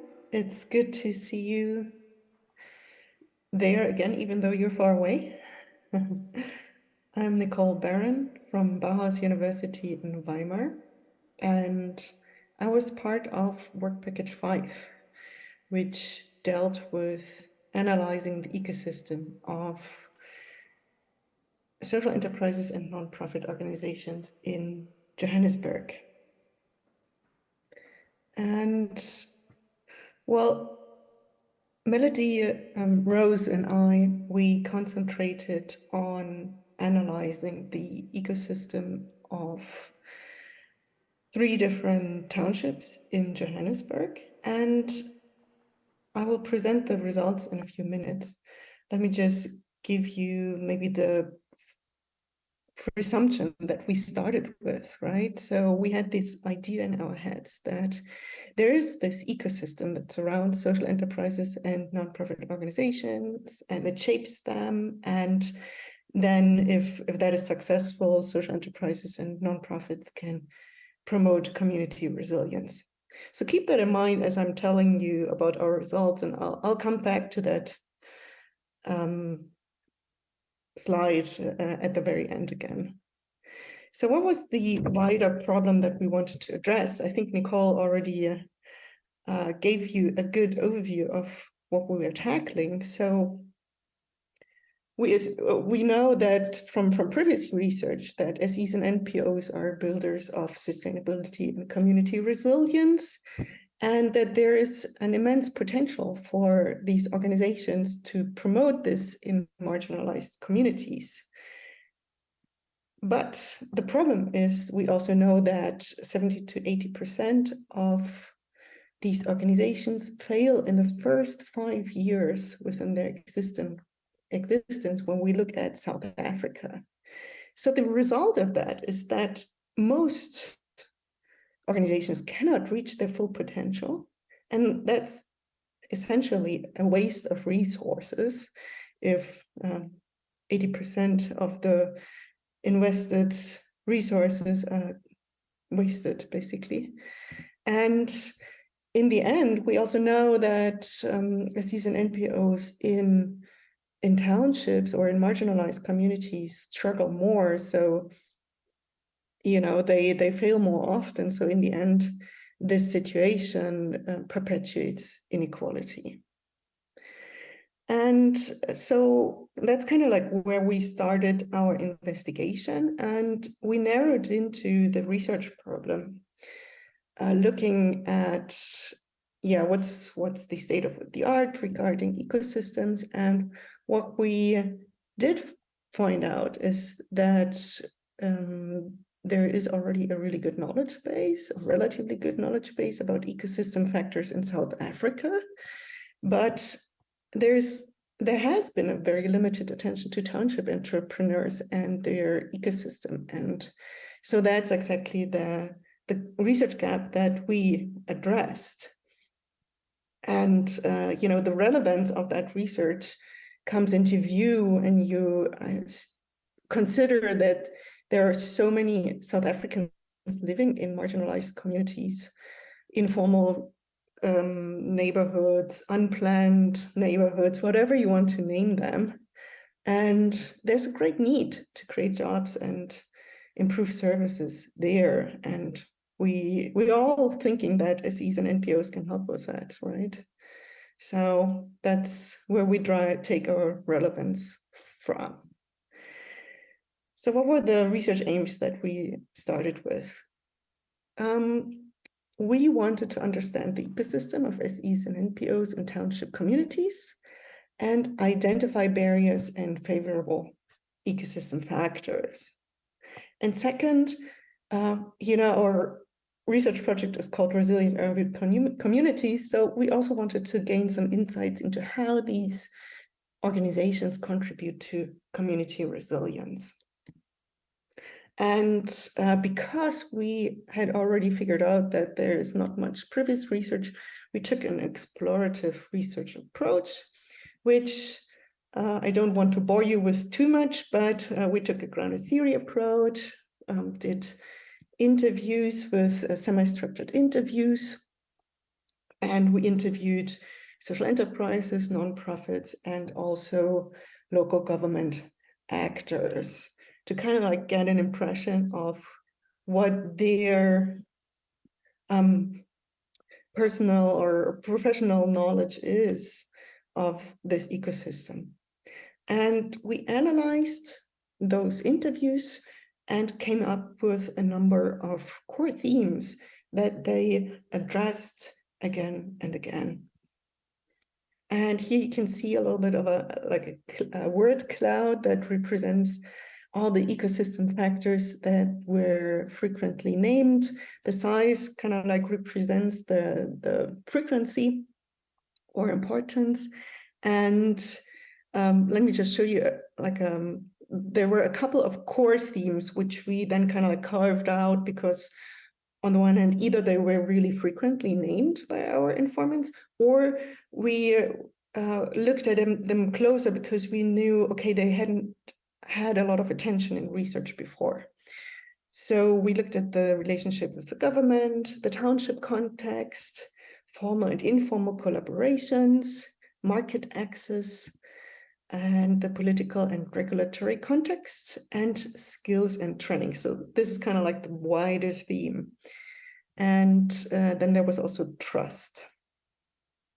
But there were also lots of smaller aspects too that we kind of like sidelighted a little bit, but we kind of like saw them and we also documented them, but we didn't focus on them too much in the limited time that we had. So these things were, for example, financial issues, community support, and access to qualified staff, land, and office infrastructure. So all these kind of like little resources that probably any organization needs access to.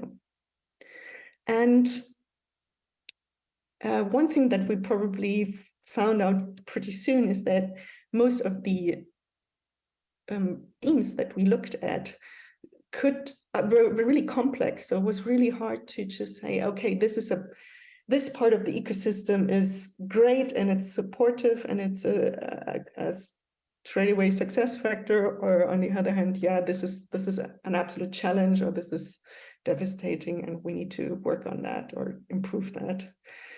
And let me show you a few examples. So one of the themes that we focused on a little bit more was collaboration and networking. And here we found that there are kind of like different collaborative setups. For example, a collaboration with local public institutions, which were really intense in our sample. Then we had peer mentorships, so kind of like more established SEs helping out newer ones. Then we had the practices of sharing tools, spaces, and also opportunities, which was really important because a lot of the organizations didn't have a lot of resources. And then there was also, of course, collaboration with corporate companies, which you can also see in the image here, where a local farmer collaborates with a big supermarket chain. And let's say generally collaboration and networking were perceived as a positive ecosystem factor that already worked very well and was very supportive.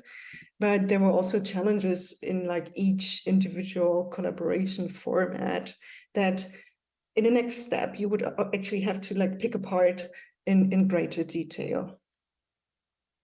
Then another one is training. And here we found that there's a great need of business training, actually. And on like business on the one hand, and on the other hand, like industry-specific technical skills that needed to be acquired, because we are dealing with a population that has a relatively low educational standard, right? So there are a lot of skills that need to be developed, and our interview partners were always aware of that need. and we've found out some the training actors that were relevant to our interview partners, which doesn't mean that these are all the training partners that are available in South Africa, but these were kind of like the ones that our informants accessed. So, for example, city departments were a big player, federal agencies like CEDA, and startup incubators, and then informal networks. And here again, the peer mentoring was mentioned. And in general, training is a great success factor because it promotes organization sustainability, it promotes independence and employability, creates growth, and creates the ground for diversification. But we also found that the training opportunities were not accessible to everyone, may it be for funding issues or for traveling issues. So, and also for legal reasons, for example, when we looked at the nonprofit organizations, because a lot of training was only accessible to social enterprises. And then finally, last more detailed theme that I want to show you is the township context. Here we found that urban structures perpetuate the inequality of South African society. And this is not our finding, this is a general finding that has already been well documented in urban studies. But when we connect this to our interview partners, you could tie kind of like the socioeconomic situation in the neighborhoods to those organizations and their founders who come from those neighborhoods, who have to deal with these kind of marginalizations, either in their own right or also in terms of the customership, right? So you have a lack of capital, limited education, lack of infrastructure, high crime rates. All of these things put an additional burden on people coming from townships, serving township communities. And it is a sufficient, it's really a noticeable impact or let's say drawback that they have compared to maybe South Africans coming from more privileged backgrounds. And so let me come to the conclusions. So coming back to the research questions, right? What's the township ecosystem like, according to our informants? In a way, it mirrors previous findings on SE and NPO ecosystems. There's a relatively good access to training facilities and networks in South Africa in general, but there is typically a lack of funding and limited access to financing. There are infrastructural challenges, electricity shortage, for example, is a big issue in South Africa right now. So that's not specific to townships, even though sometimes it's even worse in townships than in other areas. But the point that I'm trying to make here is that you have kind of like these global or national ecosystem factors that are more or less the same everywhere. The South African market, for example, is not conducive to small, medium enterprises. And there's a limited access to qualified staff. And the policy framework is, let's say, fairly supportive. Not great, but it's okay, right? But as I already pointed out in my point regarding the urban context, the township ecosystem reveals a number of ecosystem factors that are connected to the structural marginalization of those communities. So there is the widespread poverty, low education levels. You have the problem that since these SEs and NPOs serve their own communities, you have a notoriously low income customer group, and that has been found to be a challenge for any kind of organization trying to sell their products. And then you have a very strong impact of local public actors. This is not necessarily a bad influence, it's just unique, I think, in these kind of locations. And then there's also a strong openness to informal solutions. And that's also something that you might have to address specifically in this urban context.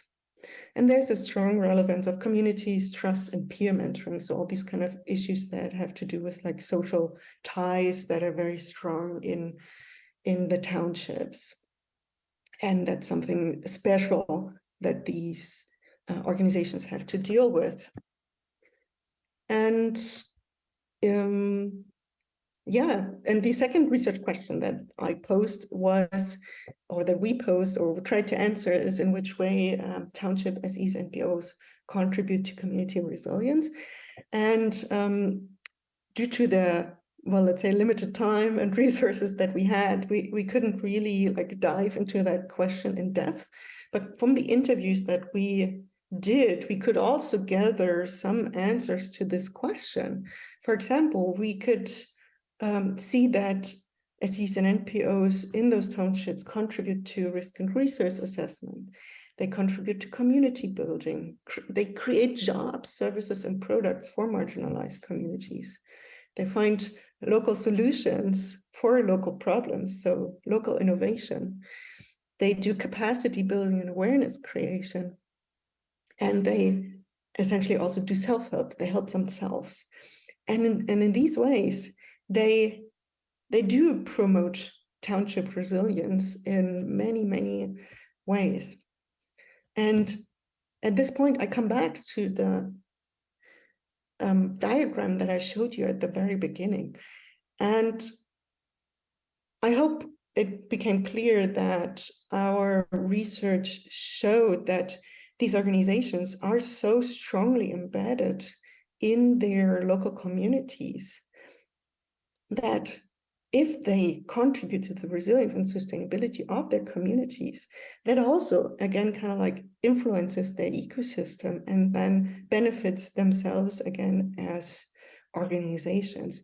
And in that sense, I would say we are more looking at it kind of like a circular situation where the social enterprises influence their own ecosystem and vice versa. Yeah, so what can we do with this research, right? And I think one recommendation that we found is that the structural disadvantages that are connected to township life need to be balanced in a way to kind of like mitigate the lack of resources that these organizations start with from their beginning. And yeah, training and education and entrepreneurship needs to be intensified and of course also made more accessible. Maybe the training opportunities need to come to them rather than the other way around. I don't know.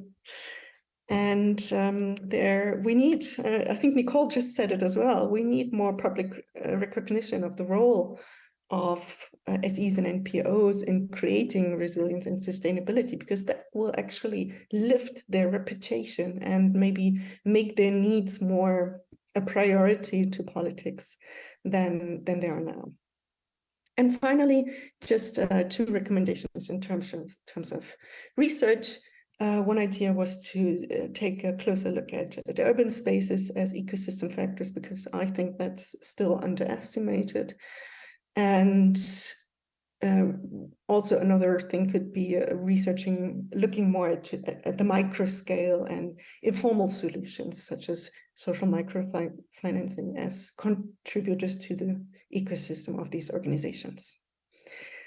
Thank you so much. That was my presentation, and thank you for your attention.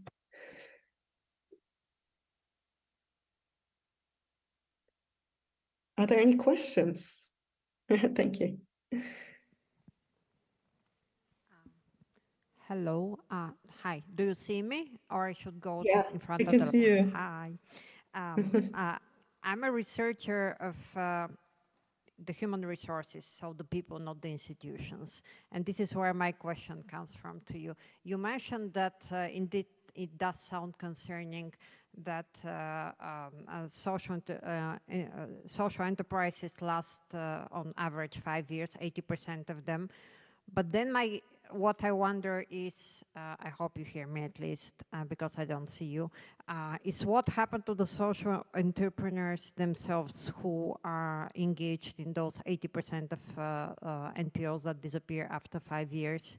Because there is some research that shows that those social entrepreneurs move on to create another NPO. So from that point of view, their engagement is not disappearing into thin air, and in theory the local communities could still benefit from it. So I wonder, in your research, whether that was a factor that was paid attention to, because also judging by your presentation of also you study institutions, and yet also there is mention of social entrepreneurs as such. Hence, I assume that the human factor was also studied. Thank you. Thank you for your question. Sorry, I just switched my video off temporarily because your voice was breaking away, I think, from the connection. So, but I could hear your question well. So, regarding the statistics, I don't know what happened to those 80% that were in the study that we cited, but I can tell you that in our investigation, we also had several people who had failed before, and I think it's quite typical that entrepreneurs, after failing once, they just start again, because after the first time they know what they did wrong, so they try to do these things better the next time. And I also think that even if we speak about failed or non-functional SEs and NPOs, we can probably assume that the resources that were invested into the founding of that organizations were not entirely wasted, because there's always a learning curve. There's always, maybe they hired a couple of people for some months who learned something, and then those people go on to get a job somewhere else because now they have job experience, right? So maybe I exaggerated a bit in that regard when I'm saying it's a complete waste of resources. But yeah, of course, looking at the bigger picture, I'm an urbanist by discipline, and so I always look kind of like at the broader situation of the neighborhood, and for them, of course, the benefit would be greater for the urban system. The benefit would be greater if those organizations didn't fail so frequently. And yes, we interviewed some institutional partners, but the focus was always on the SEs and NPOs. So the public servants that we talked to, they had a close relationship with SEs and NPOs in the townships, be it because they promoted kind of like a training program, or we interviewed, for example, somebody from CEDA, which is a South African organization, so providing support to small and medium enterprises. And we interviewed them mainly on, okay, what is your professional understanding of the ecosystem of SEs and NPOs? Where do they need help? What does your organization do for them?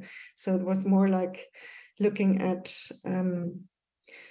still looking at SEs and NPOs, but kind of like from a different perspective than the people who are themselves SEs and NPO founders.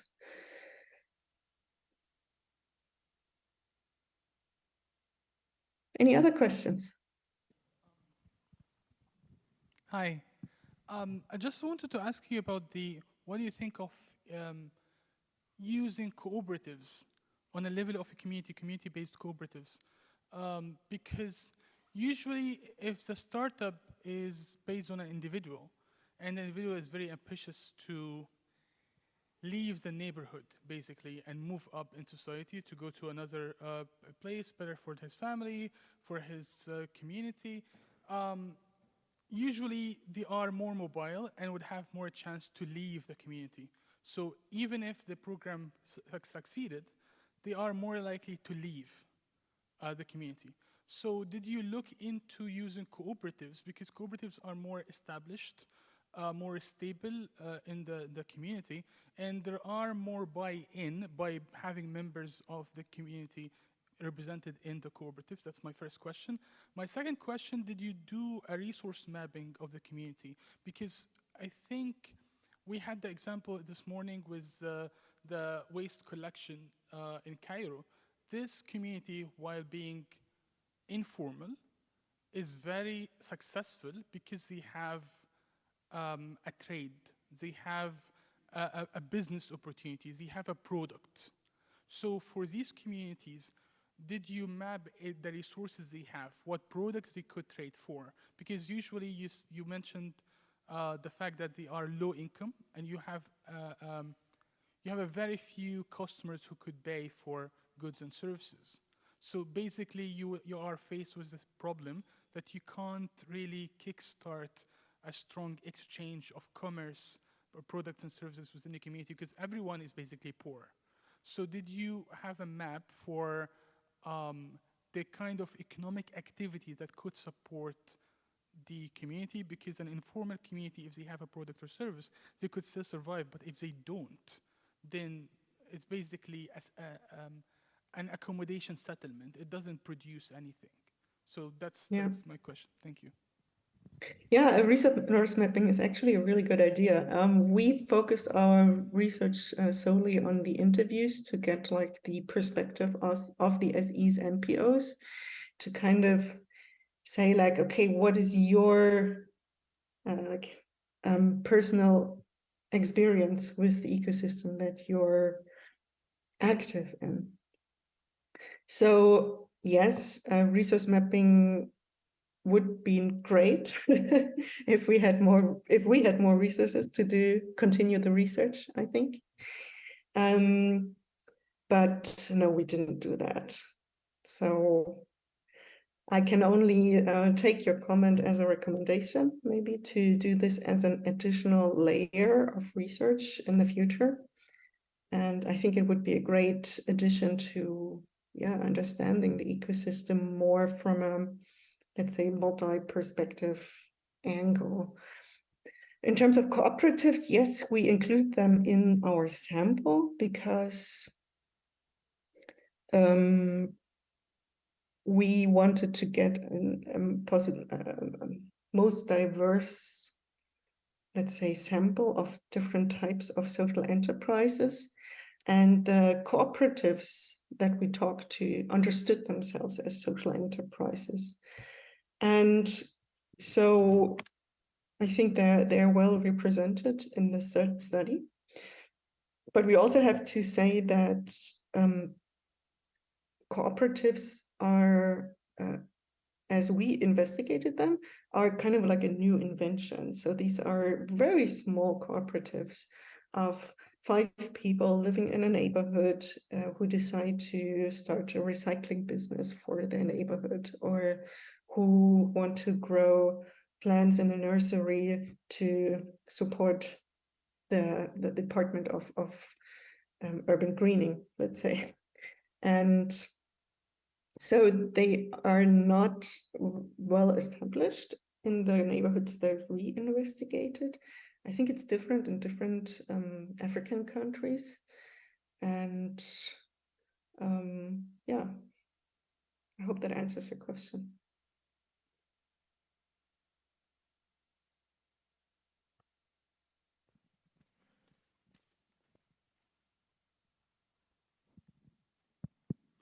Okay, I have a comment and then I have a follow-up to the last question. And one of the major BOP researchers is an Indian guy called Madhu Vishwanathan. And he was studying subsistence marketplaces.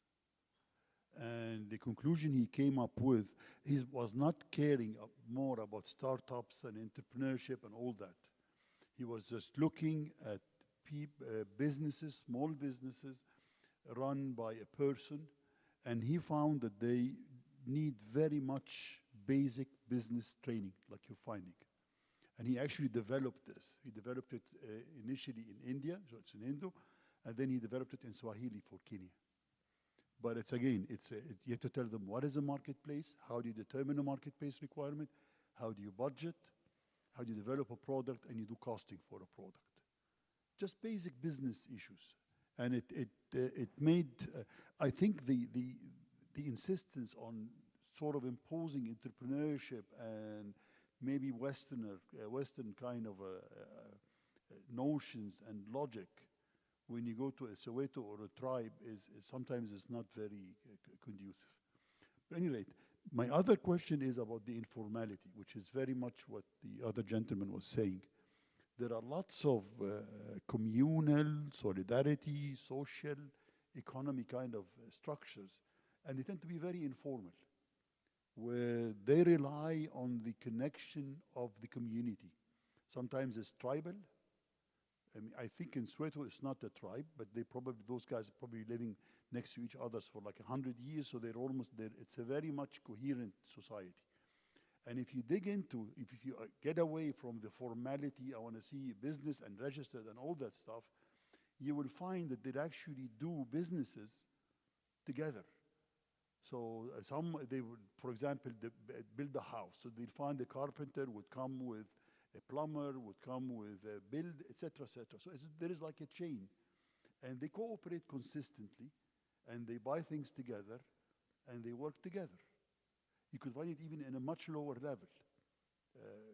Livelihoods where they breed chicken for eggs, where sometimes they could even negotiate prices for their chicken, and they were negotiate. So they act really like a cooperative, but they avoid to be cooperative because they want to maintain informality. Now, there are lots of those things when you go to those type of things, those type of setting, but it's not declared for different reasons. I mean, I know in Egypt, for example, you try to sort of avoid the cooperative law because it's terrible. It's corrupt. It's been tarnished.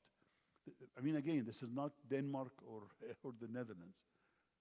So I just wanted to sort of, maybe it's a comment, but it's also if you've seen, because you probably would have seen it, if you just go there and study the environment, the ecosystem, I'm sure you'll find lots of informality. And in the informality, there is a nice structure within the chaos that if you just have to sort of judge it in an eyes that is different than a Westerner trying to study the ecosystem in the Netherlands, for example. Am I communicating? Do you understand what I get what you're saying. I get what you're saying. Okay. Yeah, but maybe let me explain a little bit more about our sample, because that will maybe sort some of your question or comment out. Very early on in our project, we had quite big discussions about whether we should include informal institutions or organizations as well, and there are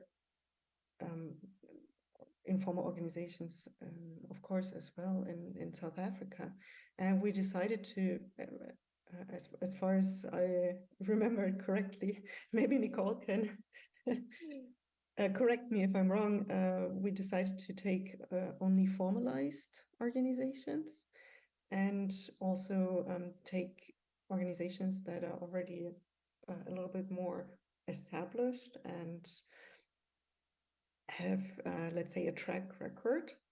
And the other thing you spoke about social coherence in those neighborhoods. And I think South Africa is a little bit different due to apartheid and all of the tensions among the ethnicities there.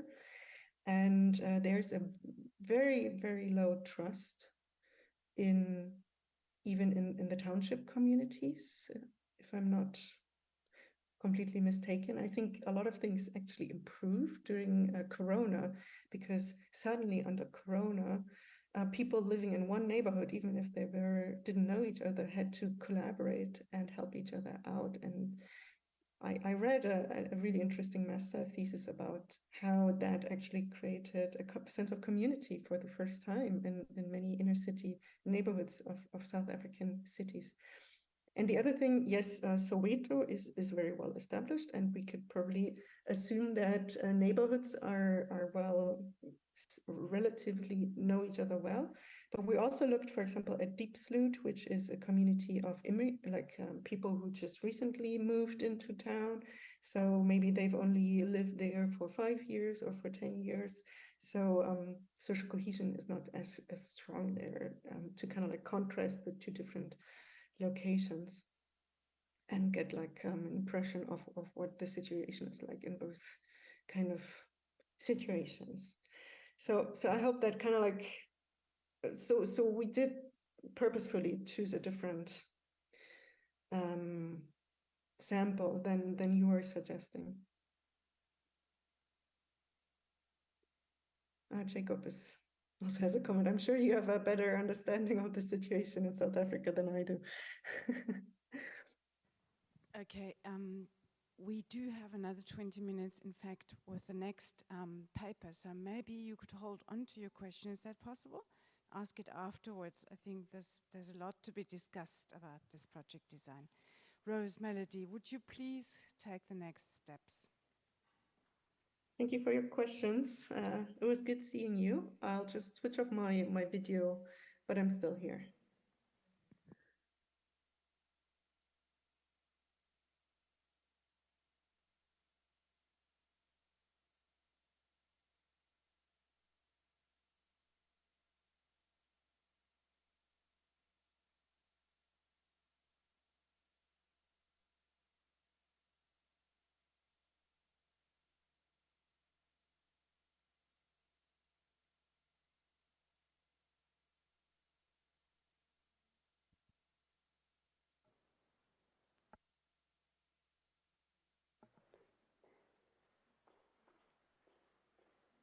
Is it on?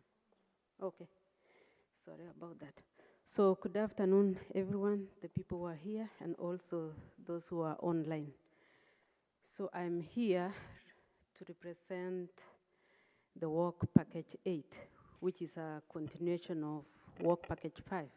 So we are going to present with my colleague, Melody.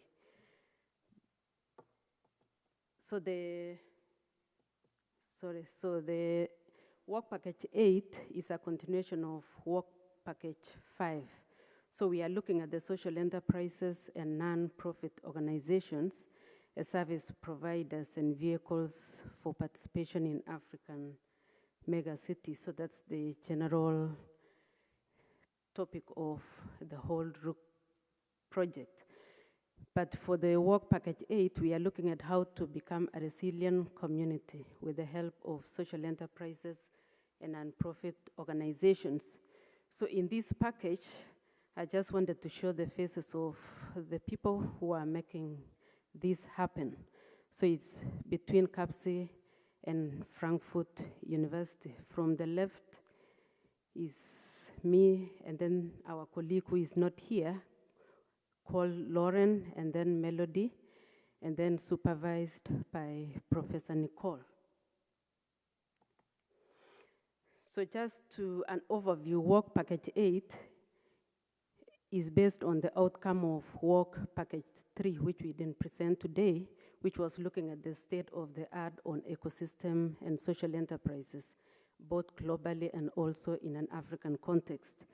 And then the Work Package 5, which was just presented on the analysis of embeddedness of social enterprises and NPOs in the ecosystem.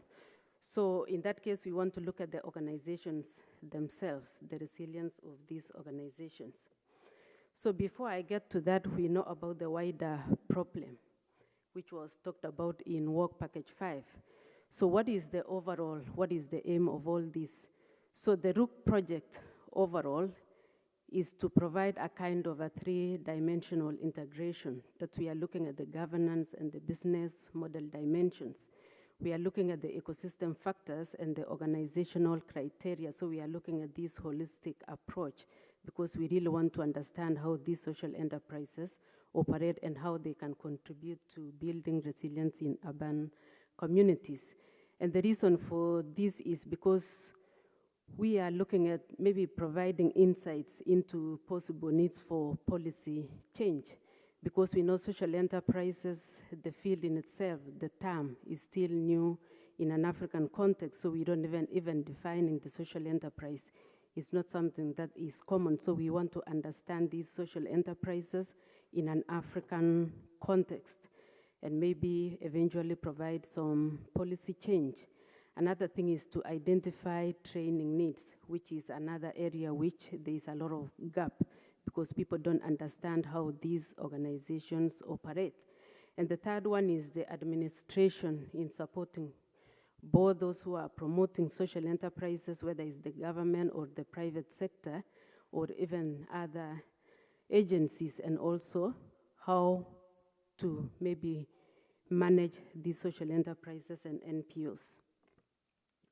So the novelty value, after looking at all that, is that we aim to validate the literature which is already there. We cannot say there is no literature in the area, but we want to validate in terms of resilience aspects, which is an area that's not well researched, and how these organizations can contribute to resilience in African megacities. So in general, maybe following other authors like the Green, who came up with a conceptual framework on mixed method evaluation, we just want to say it's a kind of an initiation research where we want to discover some of the contradictions or paradoxical results, or read literature in a new way, just to challenge what is already there. So let's look at the main objective of Work Package 8. So we want to deepen the organizational analysis, and we use 4 case studies, in-depth case studies, to identify some of the factors supportive of or detrimental to their organizational resilience. So the methodological approach that you use, unlike the Work Package 5, which was more looking at the ecosystem, we just use the interviews. So even though for both we based it on grounded theory approach, so for the case study, we are more into looking at the ethnographically inspired narrative type of interviews, where we use one open-ended question and then we follow up with imminent questions and also exmanent questions. So this was conducted purposely with different stakeholders, and the reason for this is because we wanted those a certain criteria of organizations. So we have been told in Work Package 5 that there's a 70 to 80% rate of failure among these organizations. So if you really want to study organizational resilience, then you need to look for organizations who have endured a certain crisis, those who have been there for a long time. So how to select these organizations? Because you realize in South Africa, there is no database for these social enterprises and NPOs. So what we opt for is to look for those key informants in the community. So we looked for the local partners, whether in the government or in the community, to identify those organizations who are actually making an impact in those organizations. And some of the organizational criteria that we were opting for, we were looking at the legal form, because we wanted diverse forms of enterprises. We were looking at the business models, because we just didn't want to look at one kind of social enterprise from a certain sector. So we look at from different sectors and having different business models, whether it's service provisions, whether it's employment, whether it's about the production of goods and so forth. And also those who have existed for more than 5 years, which in this case, we know they have endured a certain crisis in their lifespan. And this was augmented by document analysis and also participatory observations. So far we have, out of the 4 cases that we are going to do, we have conducted 3 cases. And what I want to say is that this is a work in progress, unlike work package 5, where we have completed. So what we are going to present is just preliminary findings, not the conclusion of it, because we are still in the process. So out of the 3 social enterprises that we have studied, one of them is specializes in social care, the other one is employment creation, and the third one is on environmental and waste management. So the analysis mainly focused on whether what we were looking at is whether they are open to processes of co-creation by community and non-members, and whether their services is for the members, for profit, or for the common good. So the next step after the 4 cases is to look at the cross-case analysis, where we want to identify their governance strategy, human resource resilience, and so forth. So this will give us an overview and maybe a way to make a conclusion. So let's look at the 3 cases. So in this case, I'll give you an overview of the 3 cases, and then I'll talk about 1 case, and my colleague will discuss the 2 other cases. So the 3 cases, the first one is what we call the Sisters of Strength. So in this case, for the names, we didn't use their actual names because of the ethical standards that we signed. So we tried to give them names depending on what they do as an organization. So Sisters of Strength focus on social care. The second case is what we call the Paid Forward, which focuses on employment creation. And the third one is what we call the Soweto Glitters, which focuses on environmental and waste management. So let's look at case 1, which is the Sisters of Strength. So I just want to give you some organizational structure, and then maybe I discuss some of the resilient factors that we came up with, just in brief. So the Sisters of Strength, it's an NGO which is based in Soweto, Johannesburg. So this NGO was founded in 1998, which means they have 25 years of operations. And it was founded by a group of nurses which were operating in different clinics in Soweto. So what these nurses realized is that there was so many rising cases of gender-based violence in Soweto, and so many women were visiting these clinics, but they didn't have services around them, or maybe institutions that can address their unique challenges. So in this case, they came together and decided, what are we going to do to help these women? That's when they decided that they need to form an organization. So they visited one of the referents there, which was working with the Family and Marriage Association of South Africa, to give them some training on how to start an NGO, and that's how the NGO was established. And their main aim is to eradicate all forms of gender-based violence and also to promote equality in their community. So this organization, NGO, is registered under Section 21 of the Companies Act. So what this means in the legal form or the legal basis in South Africa is that they can be able to access grants and donations and also participate in commercial activities. Their organization structure, they have a director, the board members, social workers, which at the time of the interview were 2. They have what they call auxiliary social workers, who are some of the workers who assist the social workers, and they also have volunteers. Their main source of finance is from the Department of Social Development, which has been funding them for the 25 years. But in between, they also have other private funders, and they also do some training where they charge a fee.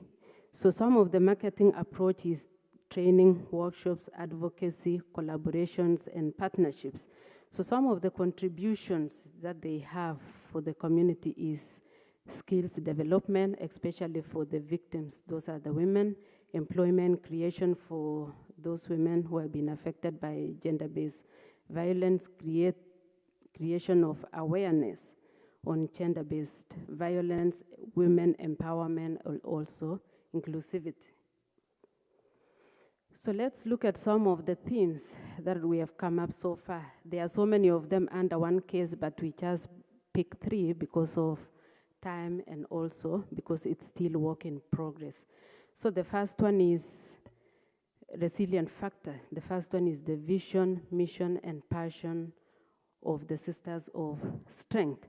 So when you look at their foundation, it was founded on this mission that they want to mitigate gender-based violence.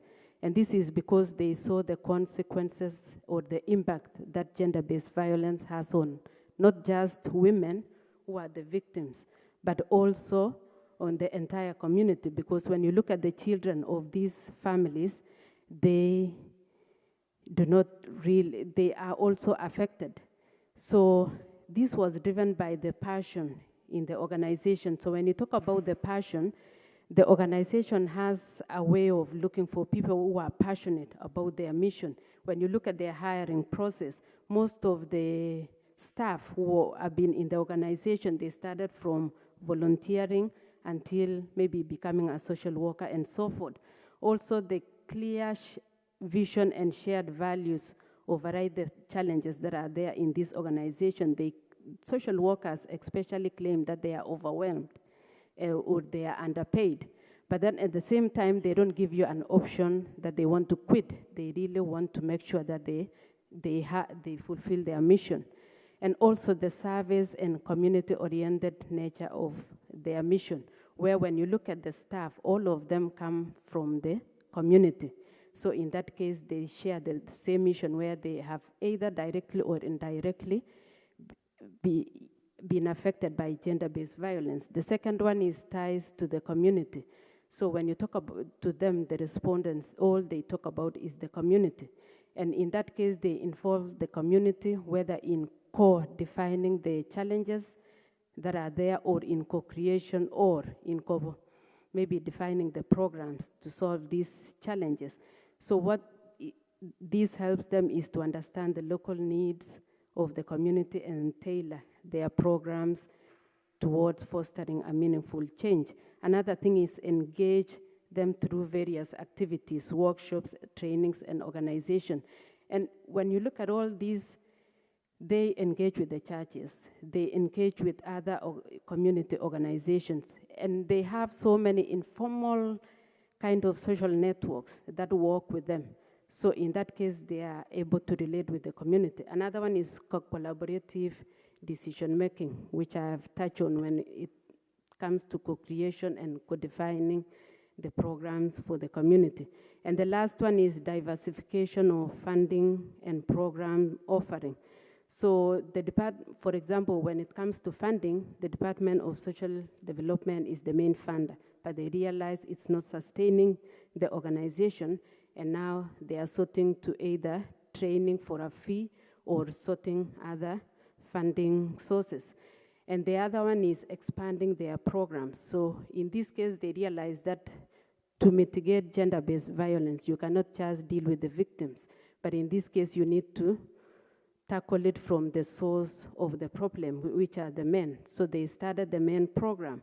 Another thing is that they realized that there are also children who are affected. So they have informal or formal networks with the schools where they identify the children who have been affected and they give them counseling or transfer to relevant maybe organizations. So from here, I want to call upon my colleague to discuss the other 2 cases. Thank you.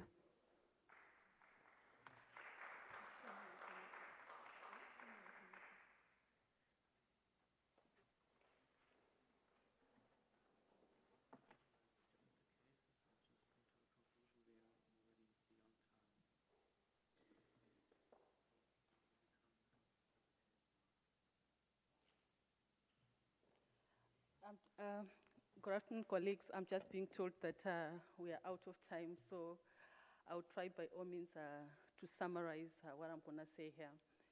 So the second case, we called it the Pay It Forward. So how this organization came into being is that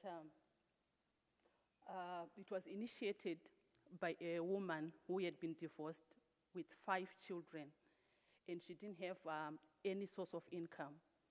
So she had to find something to live on.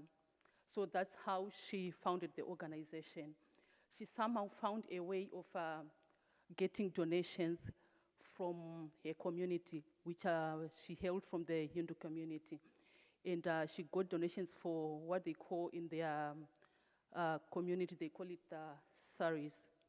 The saris apparently are a special type of cloth that are worn by Hindu women.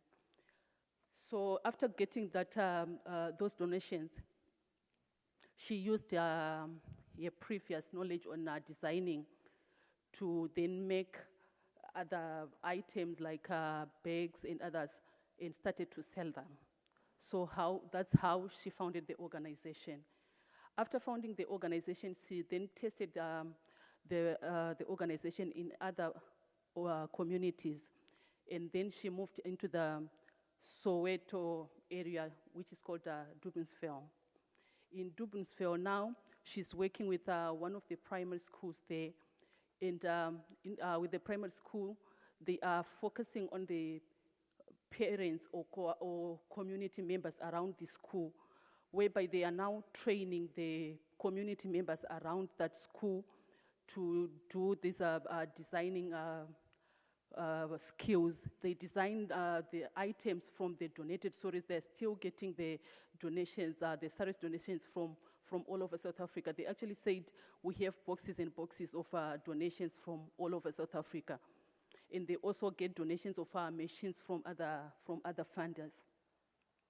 So currently they are partnering with that school also to make school uniforms. So what they do is that they make school uniforms for that primary school and sell the school uniforms at an affordable price to the community members.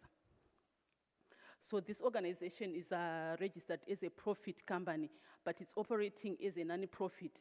They do not share their profits. They reinvest the profits back into the organization so that it can still help them to fund other donations to the women that they train.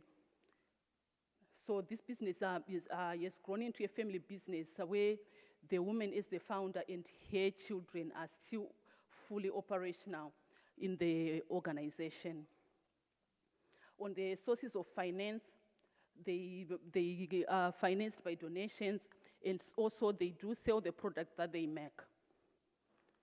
On the marketing approaches, they brand their work within the communities, co-designing and co-creation efforts, giving them the license to operate within the community. Like the women that they train, they are from that community, they train the women, and then after training, they make their produce and then sell it back to the community. And the contributions that they make to the community, including sharing skills. They go around in the community, take the women who doesn't know to do anything, they teach them for weeks on the skills to make, designing skills and other skills, and then those women are then self-sustainable. They can now operate their own businesses or still continue to work in the organization. Coming up with income generation and women empowerment. So going over to the resilient factors of pay it forward. So the idea of pay it forward is that when these women are trained, they are not expected to pay like directly to the organization. They are trained, and then after training, they are expected to train others or support others who are starting their business. So the pay it forward is that when I'm training you now, I don't expect you to pay back to the organization at the moment, but we expect you to pay like in future by giving back to the community. So those who are trained, when they are experienced, they become future trainers in the same organization. And also experienced so as are paid with those inexperienced, such that those who are coming in are then paid with those who are experienced so that they can make something nice. I've talked about the way that you can choose either to work within the organization. After training, the women can choose to The women can choose to work within the organization, or they can choose to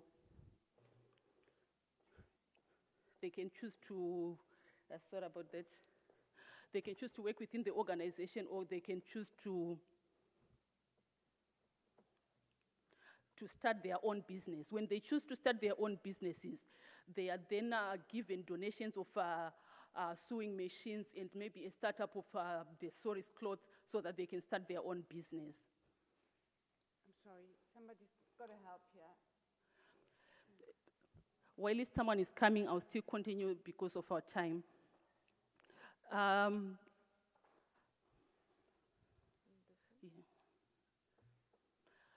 Our third case is what we called the Soweto glitters. Don't worry, she's sorting it out. The Soweto glitters, the background to the Soweto glitters is that what happened is that one of the organizations, one of the city departments, which mainly focus registration, oh, that's better. After the registration of this organization, after operating for some time, the organization then for some time ceased to operate because it was formed, the cooperative members was from the community, it was formed between friends. And after some time, they were sort of, the other cooperative members left because they had a divided mission. They couldn't agree on the way forward, especially on the sharing of profits, and they left. And it ceased to operate for some time. And then this founder then restarted the organization with different community members. In this case, he now focused on family members, and he started operating the cooperative with his wife, his mother, his father, and the brother to his wife, and continued to operate. So how the organization is funded? It's funded by contributions from the members and also tenders from the seed department. They also sell their products, and their marketing approaches include community involvement and circular economy integration. They've contributed to their community through job creation, through skills development and self-provision. Because what happens is that when they are offering their services to the community, when they are offering a service, they are encouraged to employ the community members from which they are working. So you will see that these community members, they won't have the skills to operate. So what they do is that when they take them, they train them in the skills that they want. And after some time, a political ward councillor keeps a register of who is to be employed. So you may employ a different batch this time around, and the next time around, you employ again a different batch. So we have to continue giving different skills to the community members. On the resilient factors, I mentioned that some of the cooperatives which were formed at the same time with this cooperative are no longer functional. One of the resilient factors is diversification. These are cooperative over and above servicing the seed department, which encourage and train them to register. They've also been able to diversify and work with different clients over and above the seed departments. And their clients now include the private sector. And also the other resilient factors, I talked about that, the community impact, that they employ people from the different communities. When they are working in a certain one village, they are expected to employ from that particular village, and when they move to the next village, they still employ people from that. And I also talked about the skills development. And then my colleague mentioned that this is a work in progress. So these are the 3 cases that we have done so far, and we have started on the 4th case now. And as it is, we do not have a conclusion at the moment. And the next step is for us to finalize all 4 cases. And then after completing all of the 4 cases, we'll then do a cross-case analysis where we hope to identify the parts of governance, strategy, human resources, resilience development, community ties, and business model were particularly conducive to the survival of the organizations. Thank you.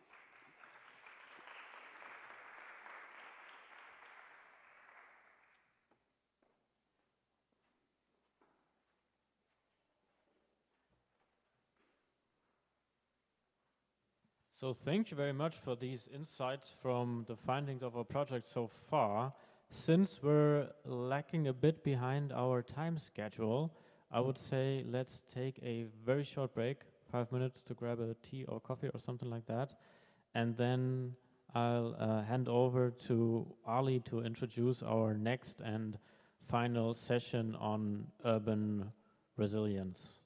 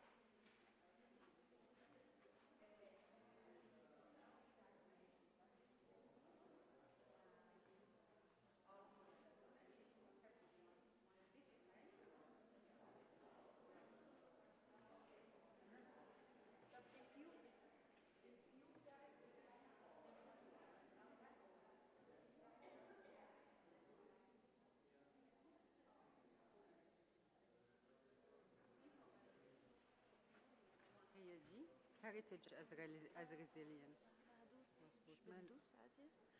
زعلانة من ايه؟ في حاجة أنا حصلت أنا لسه ما سمعتهاش أنا في ميتينج لا لا لا مش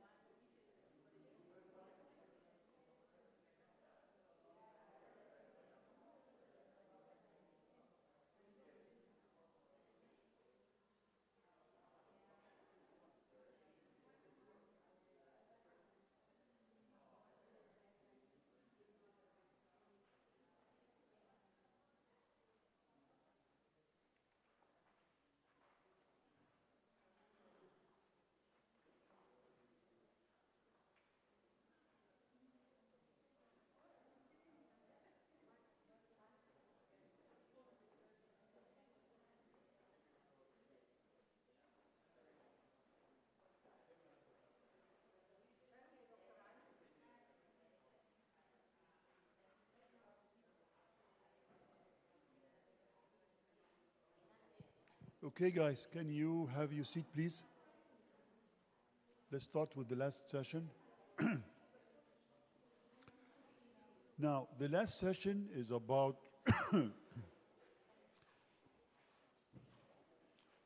two big initiatives that are community bottom-up driven. We have visited one of them on Monday. So anyway, the moderation is by Dr. Noha Mikawi. Noha Mikawi is currently the Dean of the Global Affairs and Public Policy School. Before that, she was the Regional Director or Representative of the Ford Foundation. And she's a very dear friend of the Gerhard Center. Now, I'll pass it to her and I'll ask her to introduce the two speakers, and then we get into the session.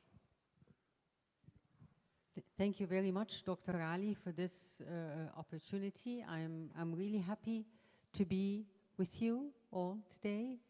I'm particularly truly honored and touched to be with our two speakers. And you will understand why I am so passionate about it, because these are two truly power ladies in Egyptian civil society doing a heroic job at defining urban resilience in very meaningful ways for the communities they work with. I will let them tell you their stories, but I can tell you from my long engagement with them that this is a deep engagement with communities.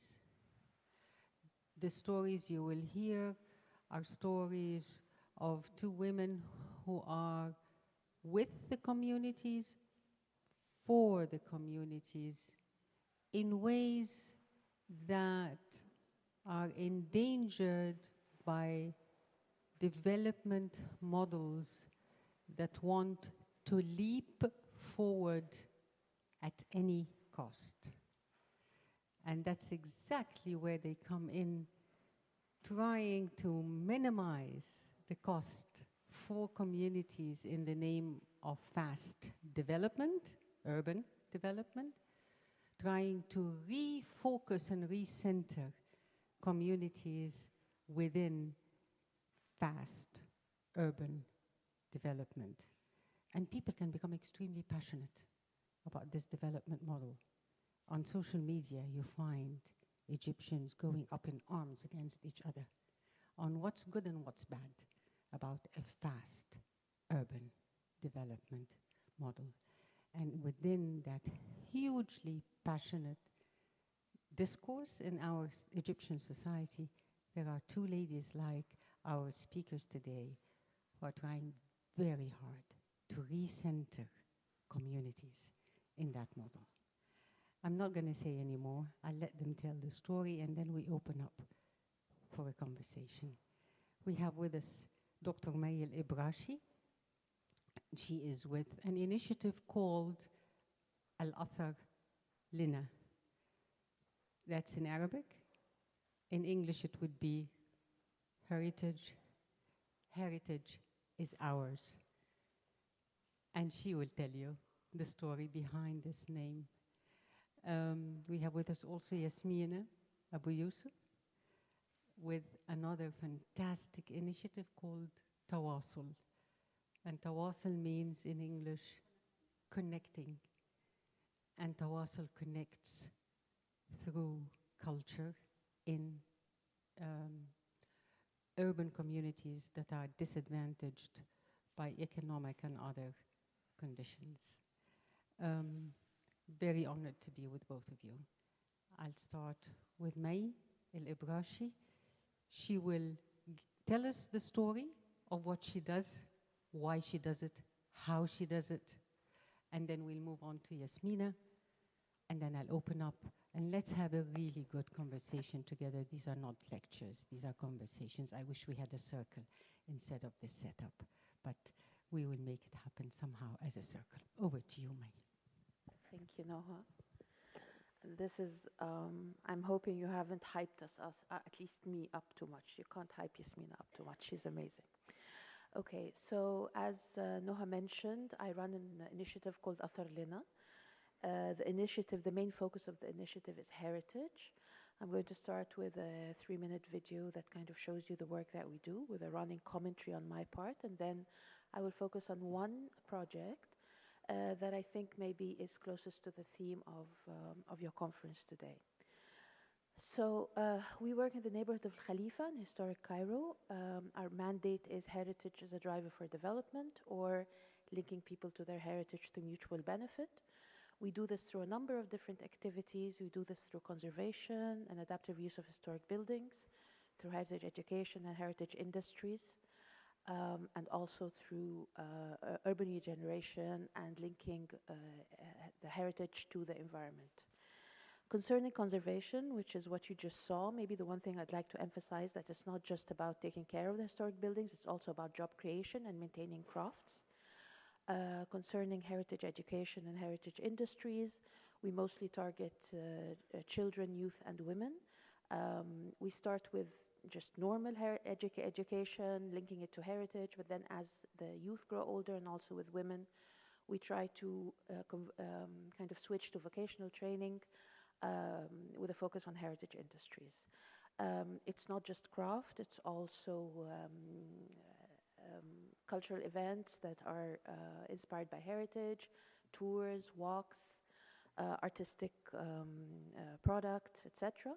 And then on an urban level, what we do is we study the neighborhoods where we work, we map them, we are constantly there, we do immersive participation, and then we propose solutions that are geared in two directions. The first direction is towards the government through producing research and studies that could benefit decision makers. And the second is for us and other small place-based initiatives to actually take a chunk of that work and do it ourselves. We do this through converting public spaces, derelict spaces into spaces for the community. We also have a focus on water, which I will explain in a little bit more detail, groundwater. And then finally, maybe I'll talk a little bit about groundwater. This is a park that we created that is irrigated by water from the ground. And then finally, the work that we do is documented and also disseminated through knowledge sharing activities. So just to recap, this is historic Cairo. I think maybe the one thing I would point your attention to is the beautiful old stone building in the back, and then the new modern brick buildings in the front. We're interested in both. We do not think that heritage is just what is old. We think that heritage is actually culture in the making. The other thing that I'd like to point your attention to is the fact that historic Cairo, a World Heritage Site, very important, huge heritage site, 32 square kilometers, a tiny dot in the huge conglomerate and urban mass that is Cairo. Cairo is currently 450 square kilometers in area. If we add the new administrative capital, the total that is planned, this is another 700 square kilometers. We were established in 2012, and we work under the supervision and in partnership with the Ministry of Tourism and Antiquities and also other governmental partners, in addition to private and academic partners. In 2012, this was the picture that caught our eye. The idea that in front of every listed heritage site in 2012, when there was a bit of a breakdown in services, there was a pile of garbage. And the pile of garbage was not the community not taking care of their space. It was actually an unwritten agreement between the communities and the governments that this is the no man's land where garbage can be collected. And this told us that heritage, although to us it is something precious, everybody pays lip service to that, but somehow it is seen as something that is owned by no one. And that's what we wanted to address.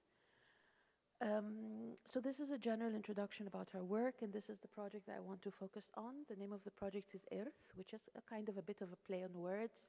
Earth, obvious, and Earth in Arabic means heritage, another word for heritage. And the idea here is linking heritage as a resource to issues of climate change in a number of different ways. We focus on two buildings that you can see suffer horrifically from environmental problems, particularly issues of groundwater, as you can see in both the image in the middle and then the one at the far right. Egypt in general is one of the countries that is highly susceptible to problems of climate change, and this affects not just communities but also heritage. But also heritage can be thought of as a basis for building community resilience to climate change, whether through museums or through places of heritage where people can come together and connect, or also through building a sense of worth and identity, and that's what we were interested in. So Earth has three components. The first one is quite straightforward, basically taking two buildings and conserving them and removing all the negative effect of environmental hazards. The techniques that are developed are used to train members of the community, whether the community within which these buildings are based or the wider conservation community. And they're also documented into toolkits and small training videos.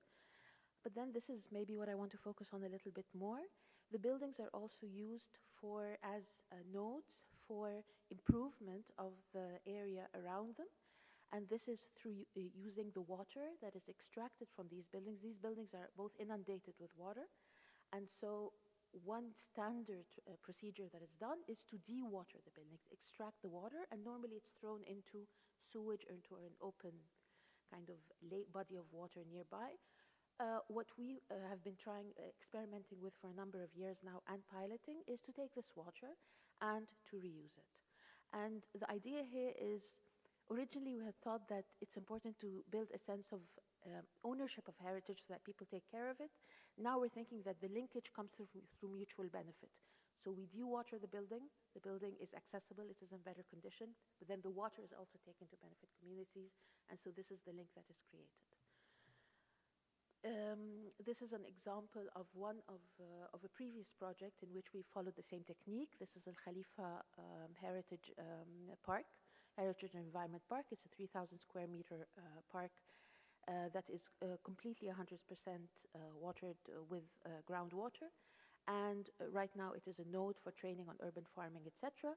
This is used as a model to create other green nodes in the neighborhoods where we work, and this will be the third kind of component of Earth as I have presented it.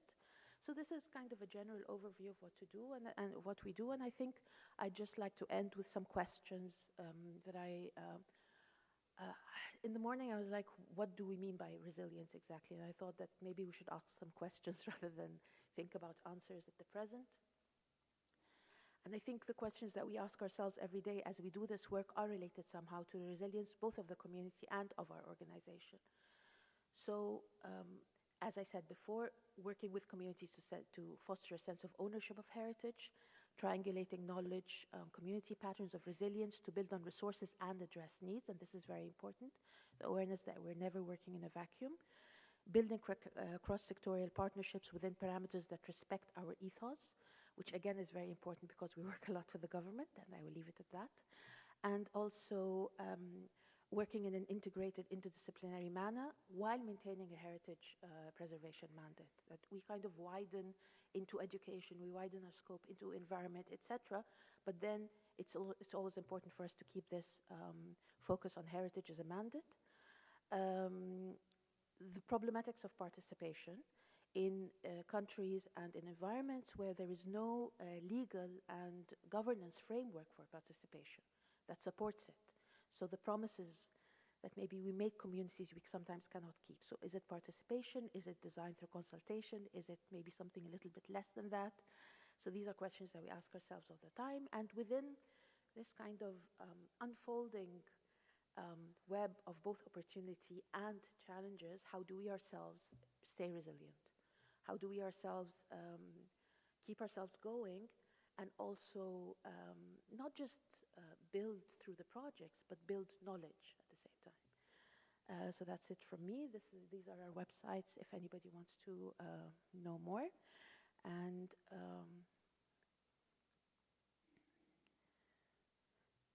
finally, just a thank you to all our donors and our partners.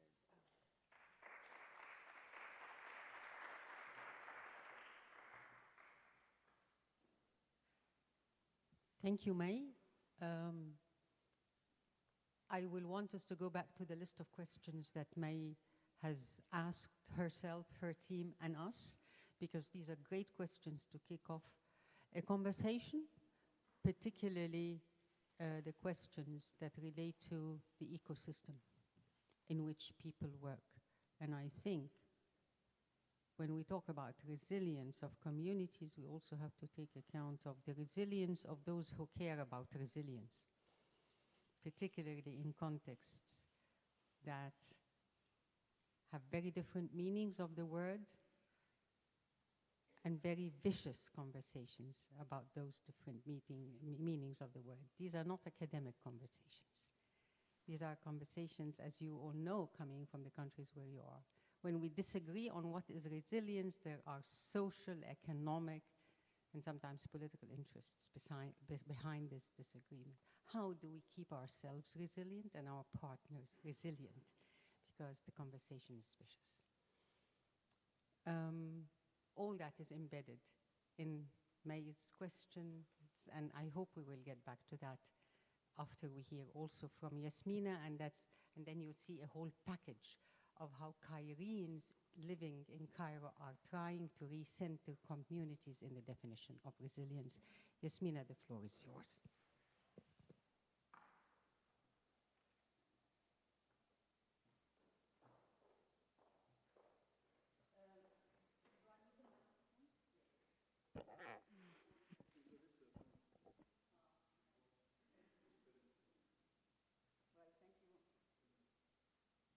Thank you for the great introduction.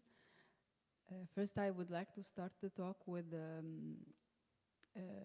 dedicating this conversation to the late Dr. John Gerhardt, as he was the AUC president, the late Dr. John Gerhardt, in the late 90s. And he has encouraged me a lot and supported me. And because of his encouragement, I was able to institutionalize the literacy program for the AUC workers while I was an undergrad back then. It gave me great confidence and self-esteem.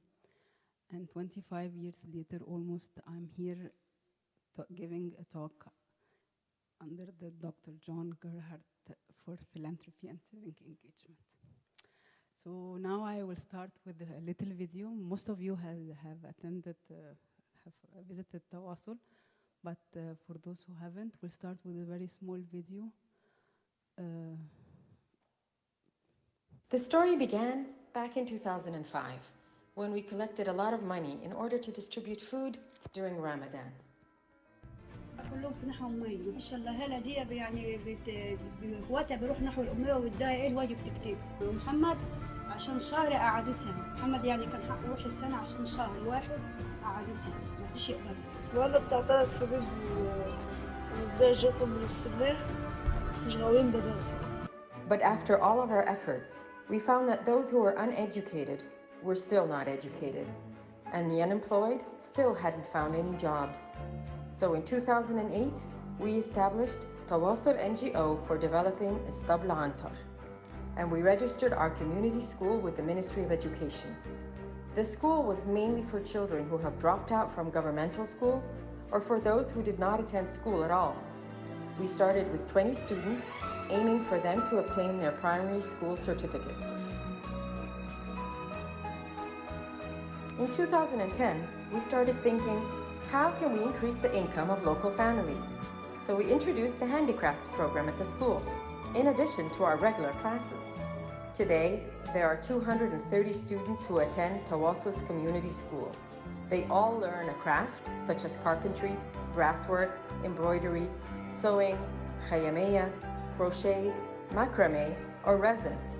There are many mothers and ladies from the region who earn from these handicrafts. In 2012, we began our arts program. We started with the choir, theater, and drums. And in 2014, we expanded it to include acrobatics and circus skills, musical shows and traditional folkloric dances, as well as playing musical instruments such as the violin, cello, trumpet, and trombone. We integrated all of these activities into one big annual performance showcasing Egyptian heritage and identity.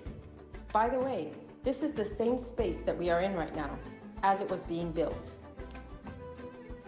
As the children grew, their dreams also got bigger and bigger. And in 2016, we laid the foundation stone right here for a new school on a plot of land measuring 1,000 meters square. Tawasul's dream is to provide free education to all children in Azbit Kharala, including the children who have dropped out of school, and to provide opportunities for underprivileged women to learn different vocational skills, enabling them to provide a source of income for them and for their families. Today, the dream has become a reality, and together, we will make sure that these kids have a better, brighter future. When you buy a product made in Tawasul, you help support families in Azbit Khiralla, Istabla Antar, Batn al-Baqara, and Dar es-Salam, all of which are informal neighborhoods in the same area of Cairo. This is the place where our students can release their energy, where they can showcase their talents and enjoy themselves. Stage performances and the audience's applause is what encourages them and motivates them to continue. It gives them confidence in themselves, and it creates hope for a better tomorrow. It shows that there is something beautiful here.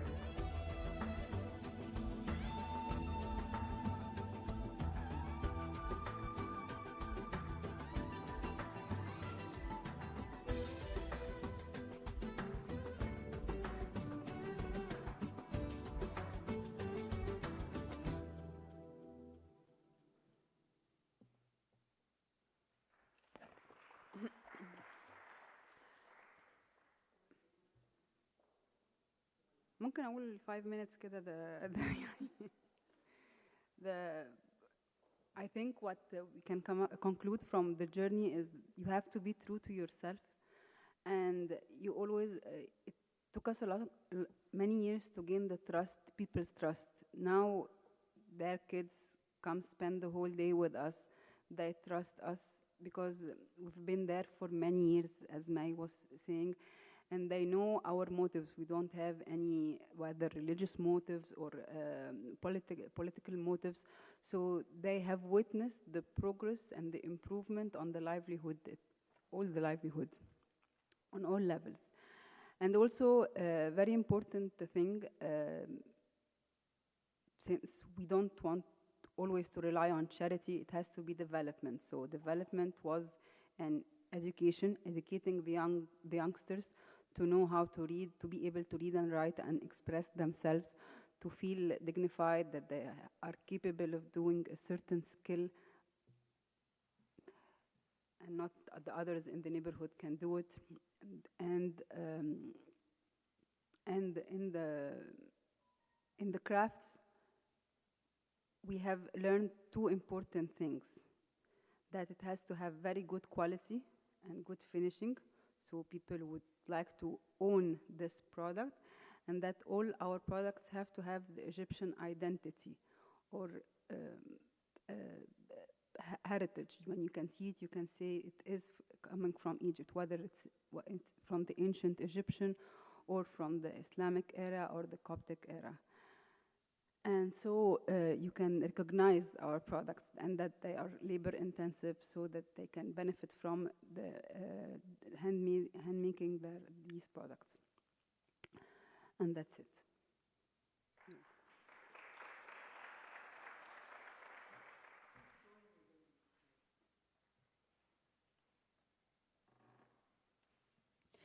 I just want to say one thing, because that might come across as, okay, we all do that.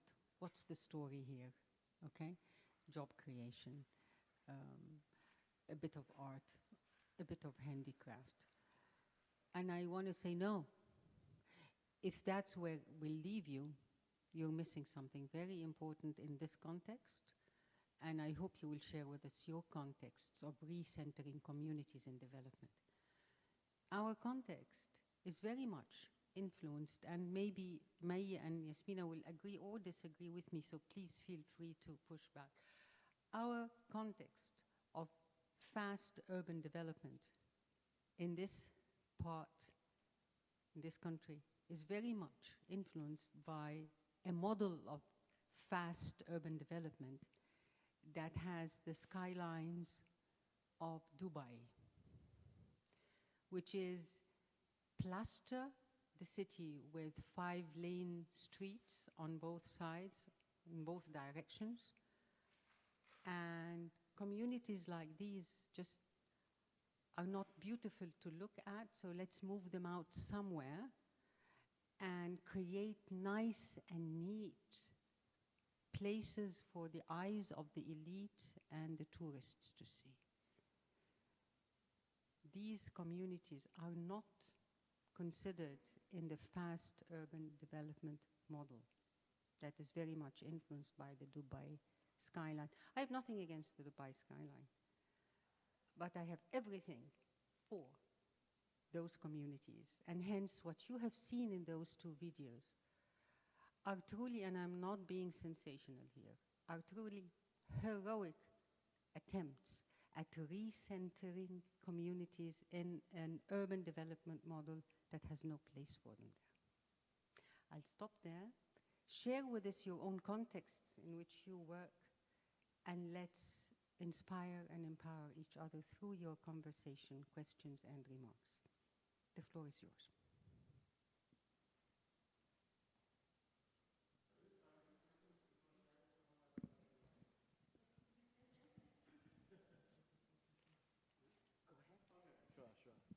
Thank you very much.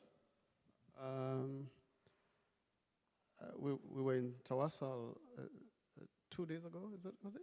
2 or 3 days ago, and I was mesmerized by what I saw. I think the videos don't do justice to the real thing, to be honest with you. because it's quite, you can see it with the naked eye, as we say, where I come from. But my question is to the first presenter, which has to do with issues of heritage management, complex. Governments do come in. They are a critical stakeholder. They are the ones that declare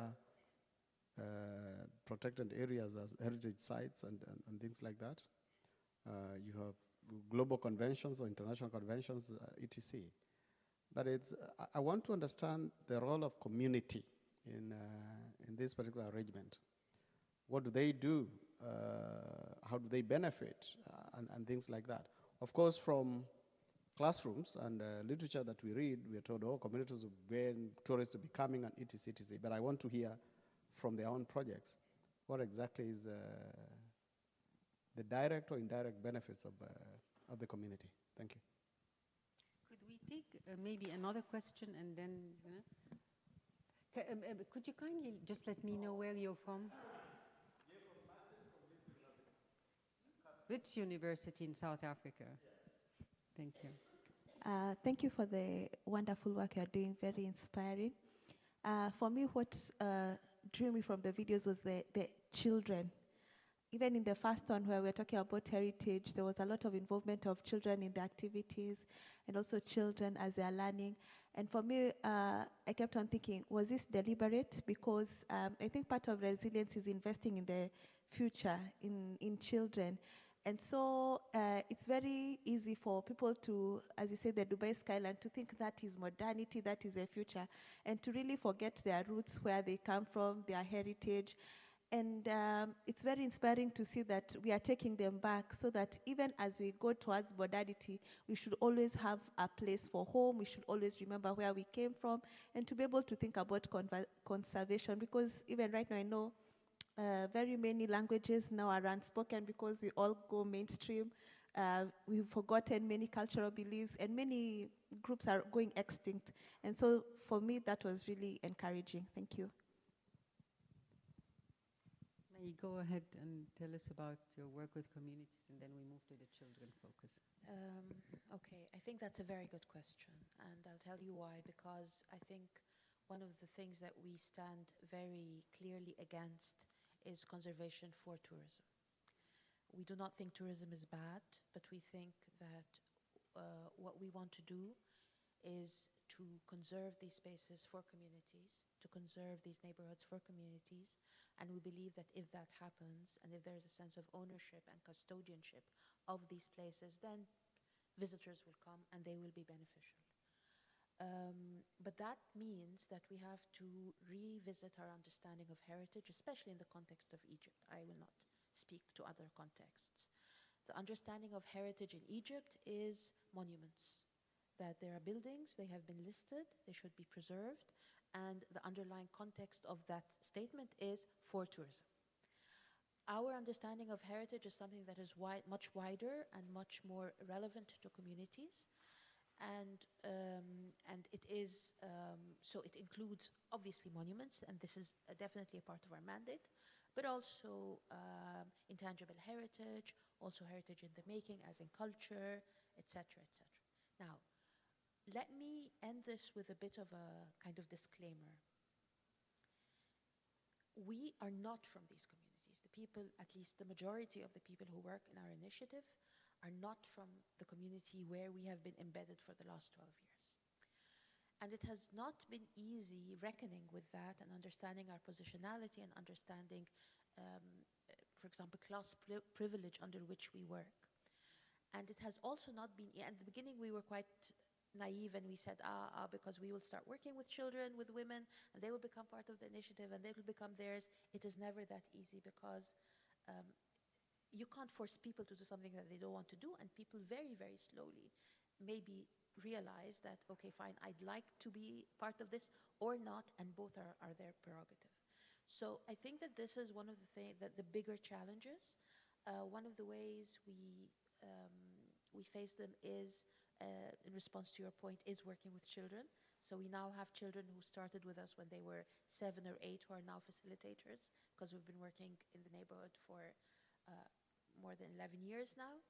And the other thing is linking the work that we do to some kind of economic benefit, and doing that very slowly, but also making sure that what is produced, whether it is a walk or a piece of craft or whatever, is not just reflective of the heritage of the neighborhood, it is actually reflective of the heritage of the people who are producing them. That they're involved in the design process, and that bit by bit they become the designers that send themselves, which means that we produce very little, unfortunately, because it takes a lot of time to kind of come up with a design, but it is something that we are very kind of adamant about. It's not easy, it is extremely challenging. We do not claim in any way that we are guardians or saviors of the neighborhood. We understand that some people like us, a few people love us, some people do not like us at all. But it's fine. And I always tell our team that we're not here to do good, we're here to work well, because it is our job. We should not be expecting gratitude for it. Thank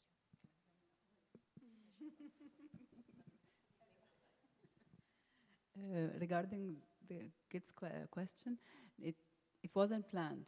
When I first went there in 2005, and we were distributing food during the month of Ramadan, and we distributed a lot of food, I realized that this is not sustainable, because the unemployed will still be unemployed and the uneducated will still be uneducated. So the question was, okay, I cannot come here and see the conditions that people are living in and go home having my own bed, my own bathroom, my own hot water, my own AC, my own everything, and they have nothing. They share bathrooms, they don't have windows, they have nothing. And it was very frustrating to go there and to go back home every day. But it was also very frustrating what can be done. And the question what took us like 3 years. Now it's obvious, kids and students and at school and education. Back then it wasn't, because you're facing with a lot of distraction. Maybe housing would be better. No, not housing. Okay, so maybe women, a literacy program for women, and we got grant, and we started with 200 women, and we renovated some old space there to become the start of this initiative for goodwill and to work with women. And then we realized that women is not the answer, because they are old and they cannot change. It's very hard to change the mentality, and they are stubborn to what they have brought up to. So we said, okay, let's go down a little bit to the youth in the area. So we started looking for jobs for the youth, but we discovered that they are uneducated, so it was very hard to find jobs for them. They will always be construction workers or tuk-tuk drivers, that's it. And then the answer was by the late Mari Assad, if someone, I'm sure you know her. Kids are the key, kids are the answer. You can start at an early age with the kids.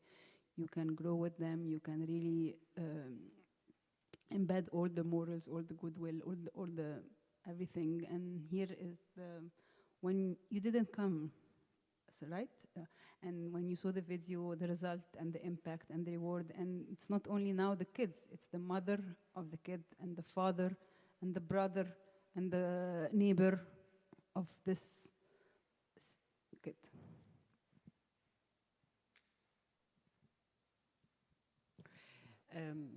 We'll take more comments and we'll engage in a conversation. I just want to say from my experience, I was mesmerized like you when I first went to one of those events in a sister organization that works in the same way like Tawasul. I just want, again, for you, there might be some things lost in translation, so let me just emphasize one thing. The fact that you see young women, young ladies, on stage, flipping over, or playing a big instrument, or the drums, without being too academic about it, is changing the power dynamics in that community, in a conservative society like this one. A young lady flipping over on a stage and being respected and applauded at the end is a change in power dynamics. The people there might still go home and oppress their women, and he can give her a big fight still at home. But the more they do this, the more just this visual will start to sink in. A lady sitting there like that with a drum is a change in the power dynamic in such a society. So don't take these things lightly in this society. Other comments, other questions? Please, go ahead. Hi. I have a question regarding how you negotiate working with the government. I know, Dr. May, I've been involved in a course at AUC.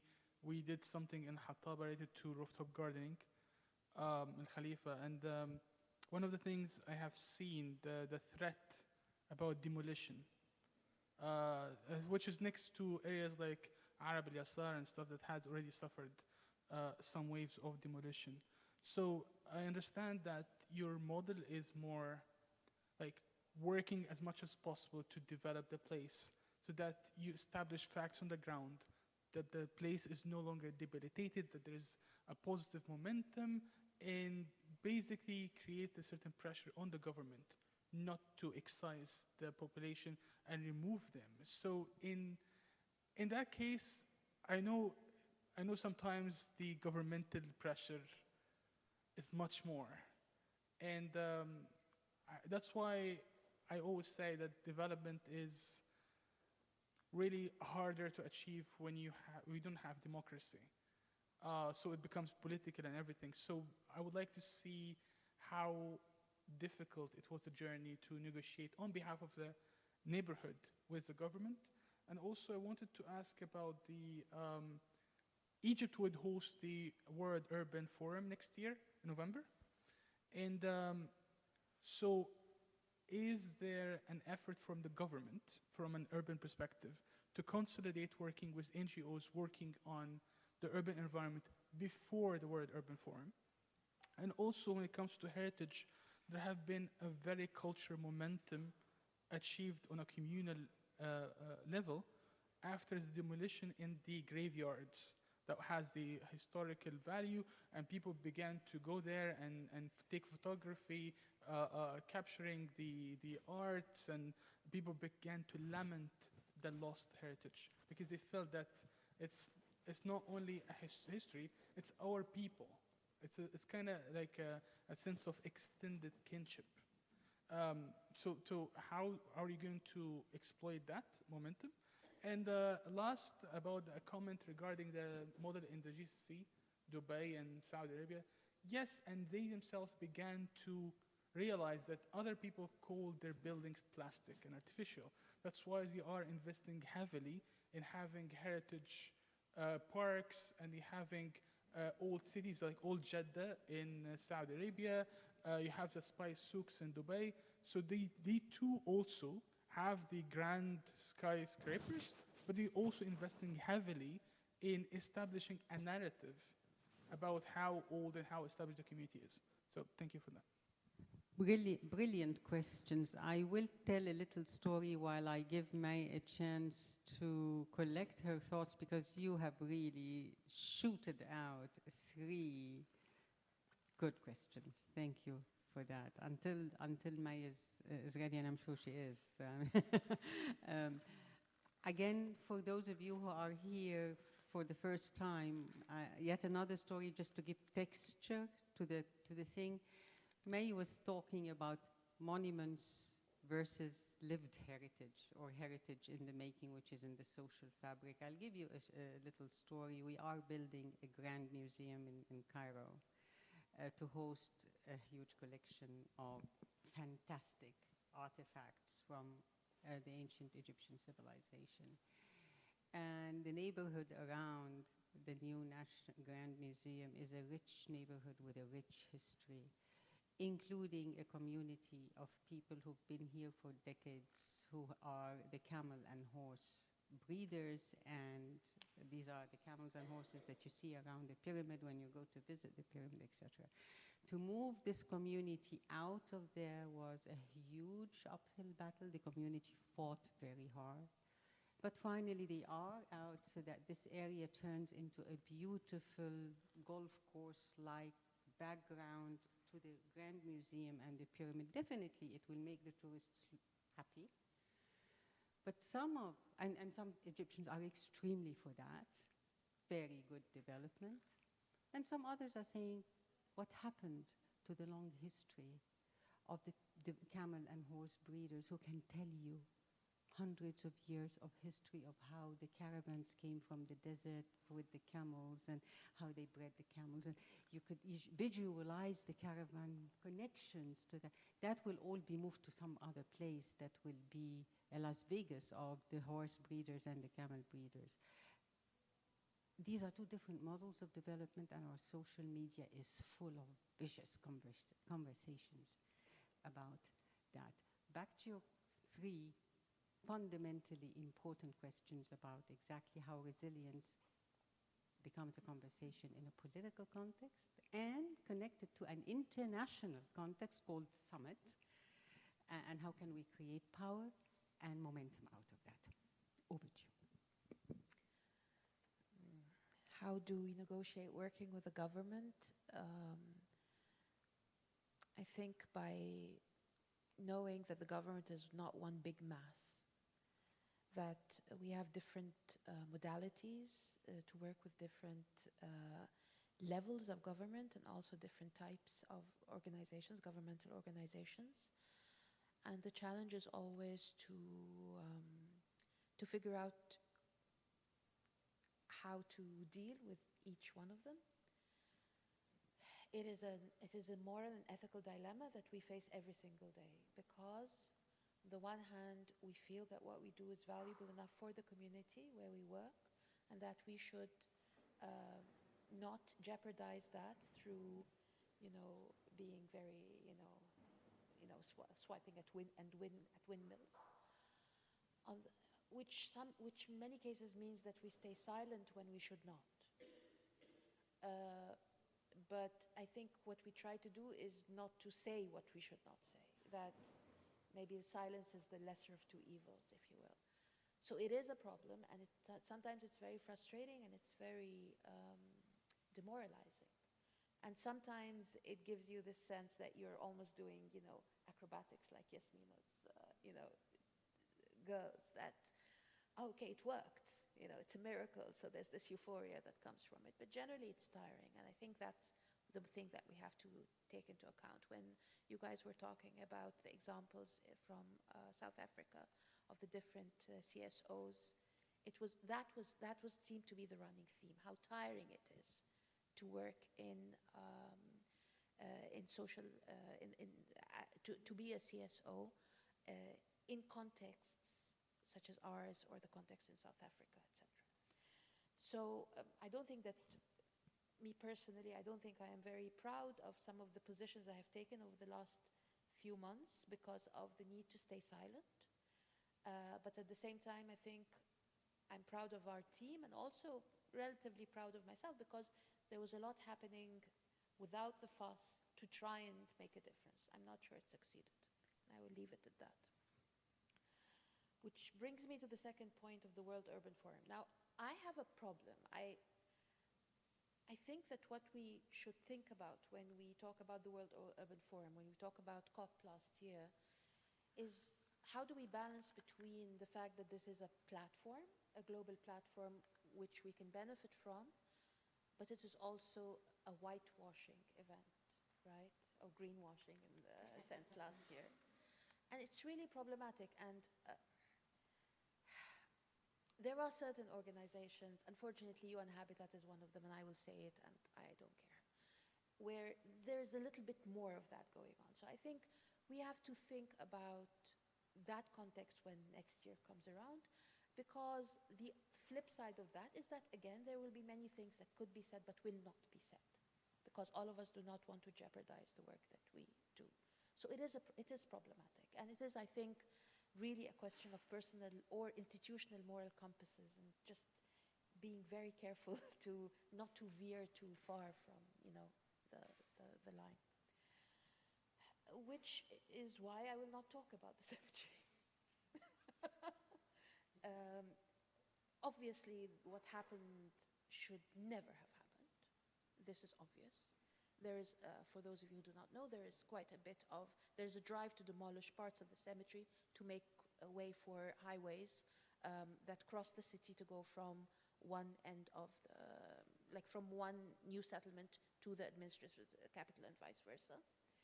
I agree with you that it's amazing what this has done to people's sense of the value of their own heritage, but it's also amazing how much it has frustrated and demoralized people. So then we ask ourselves, what does this mean? Where does this leave us? I don't know. And to be honest, I have been talking only about the cemetery in different contexts, in many different ways over the last few months, and my heart can't take it anymore. And by the way, we work there, and we do conservation work, and we are doing an urban, the second building that you saw, Yahashabi, is in the cemetery. But we have learned to put blinders on and to say, okay, fine, this is the bit that I can deal with. So let's try and do something there, and let's survive. And I think we had a conversation in the symposium that Ali came to actually some weeks ago, and it was about actually the built environment in the African setting. And someone was talking about that we have a duty to be honest, and that in many cases we are not, because how honest can you become, right? Even internally, sometimes you don't want to be honest even yourself. I said yes, but we also have a duty to maintain hope. So then you balance the two, I think. I also have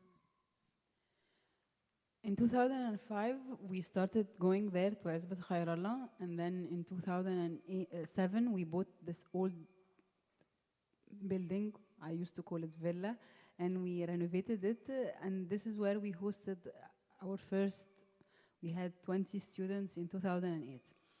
And I saw that it will be a big project, so I wanted, by time I saw a lot of demand, and the space available is very limited. So I was courageous enough to buy in 2013 a very big piece of land in the neighborhood. And since I knew it will be a big project, I wanted to have all the legal permits to be able to build. And this slum area is not planned, so no one can give me legal permits.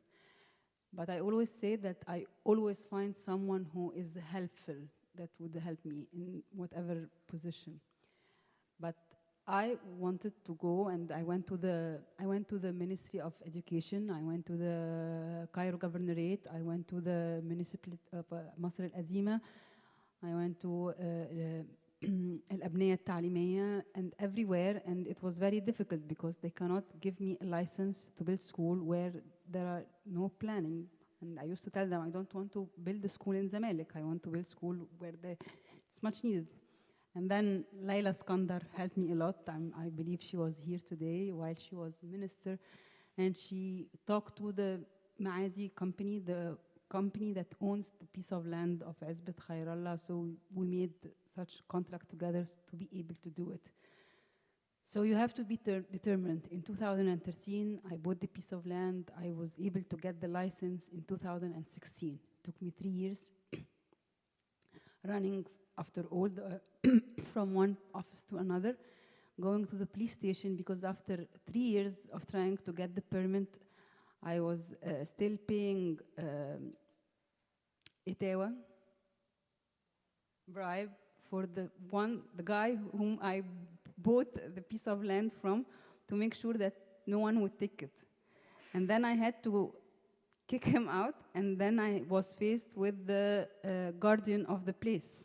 And then I had to, so sometimes you have to be determined, but also you have to choose your battles. Because, for example, now we are renovating, there is this huge space in Azbat Khairallah monument It's called Gabakhanet Muhammad Ali, where Muhammad Ali 200 years ago used to store his gunpowder in the citadel, and then every now and then there used to happen an explosion, used to happen. So he went in the middle of the desert, nowhere, and built this huge factory or storage space.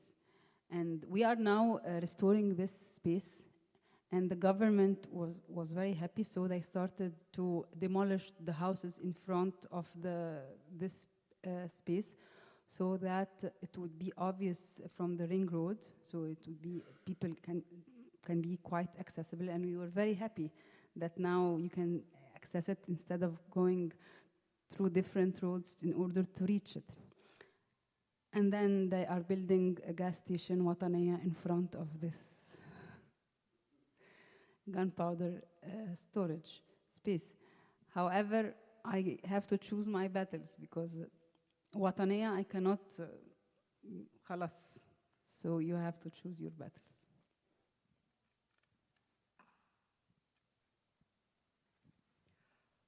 Who wants to share with us a story from another country about how you negotiate your way through when the other side is powerful, either because it's a big corporate entity, or it's a government, or it's someone from the community who happens to be powerful and against what you want to do?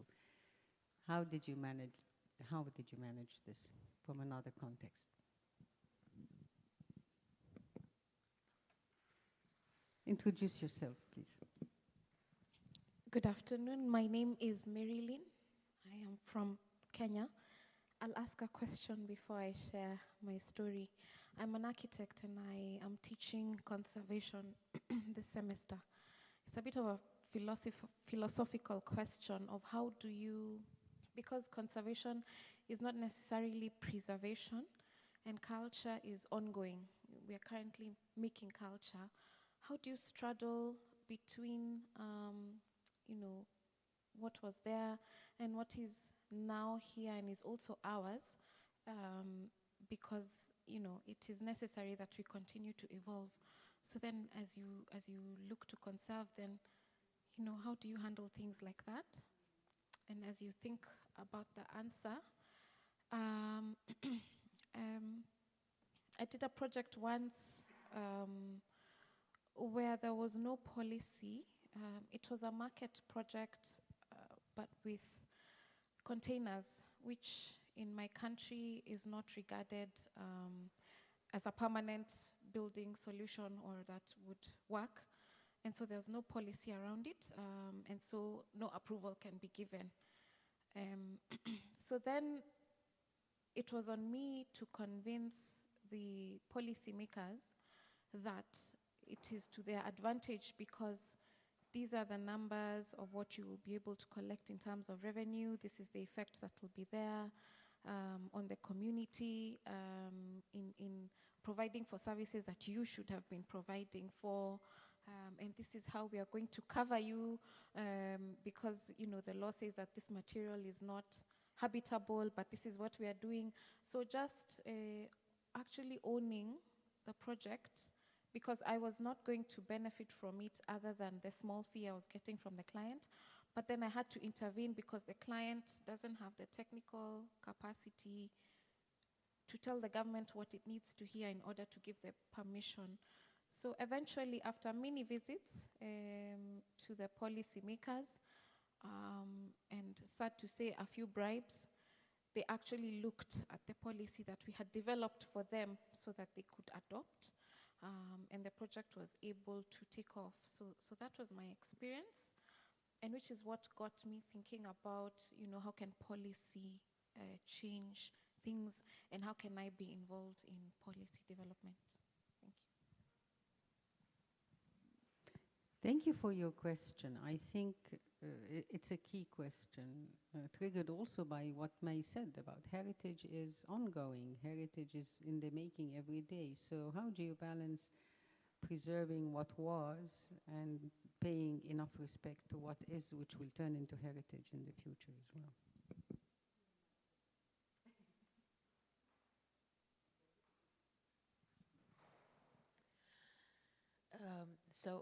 I teach one course here at AAC, and that's the question you've been asking.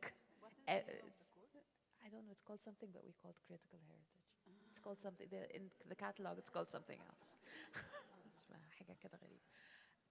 And every time one of the students says, yes, but you haven't told us how you do it, like that question is answered. How do you negotiate between the present and the past, demands of heritage and conservation, and the need for the city to change, and even negotiate between the different layers of time in a building.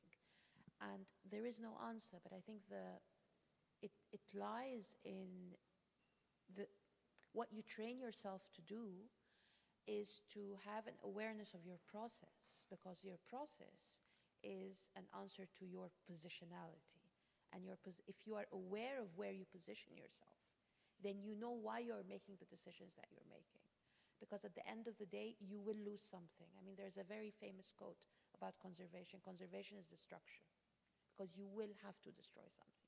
Even if you're banging a nail in the wall to connect two pieces together, you are destroying something, right?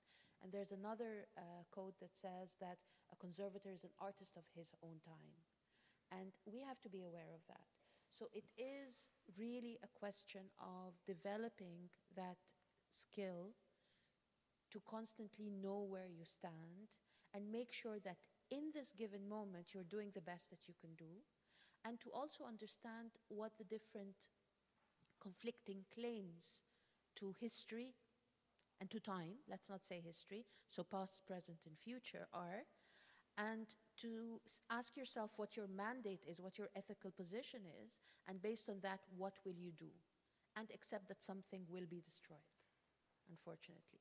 In Asalina, we've taken the position of, yes, recognizing 100% that what we have in terms of architectural heritage should be protected, that we will not compromise on that, even if sometimes it means that we are perceived as aliens by the community, because we have understood through the years that there is a certain naivete to participation, that you think that if you sit together as a bunch of people and people tell you, oh, you should do this, you should do that, you should do that, then you should simply mindlessly do it. But actually, participation is about triangulation of knowledge. That you know something, this person knows something, that person knows something, and then at some point, unfortunately, you cannot get rid of the hierarchy of somebody having to make a decision. So the sooner we accept that, with its moral ambiguity, but also with its responsibility, I think the better. I don't know if this is an answer that works for you.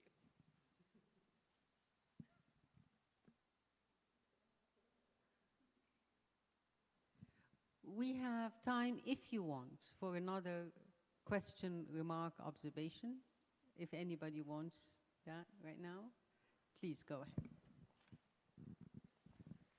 Hello, thank you very much for the interesting presentations. And my name is Roman Tyszynski. I'm from the University in Münster. And I'm looking at all this very, very interesting material with an outsider perspective.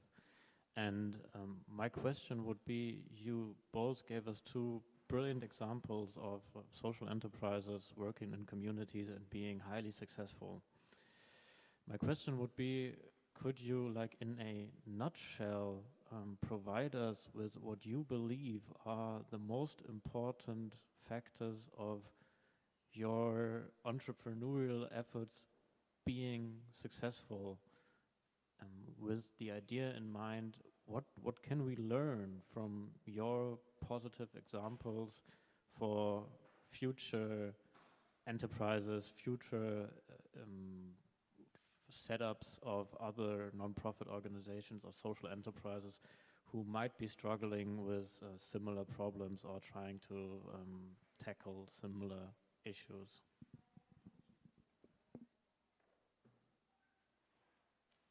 Thank you for stealing my last question to the panelists. Well done, coming from the floor. Help us go home. Although it might sound very cliche, but I would say is to love what you do, to believe in what you're doing, so that people would believe you. When people believe you, you are guaranteeing the funds. when people believe you, you are guaranteeing talking with the government. When people believe you, you gain the trust of the community.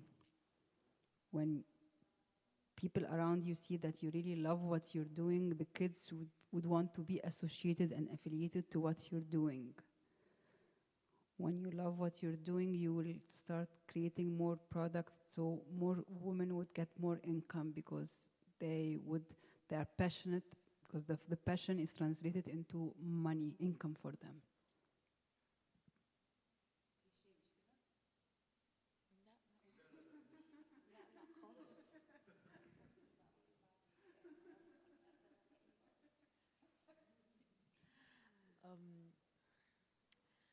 I mean, I was just telling Yasmina in Arabic that I can't kind of, follow up on that because I am by nature quite pessimistic. So, so I will actually speak about failure.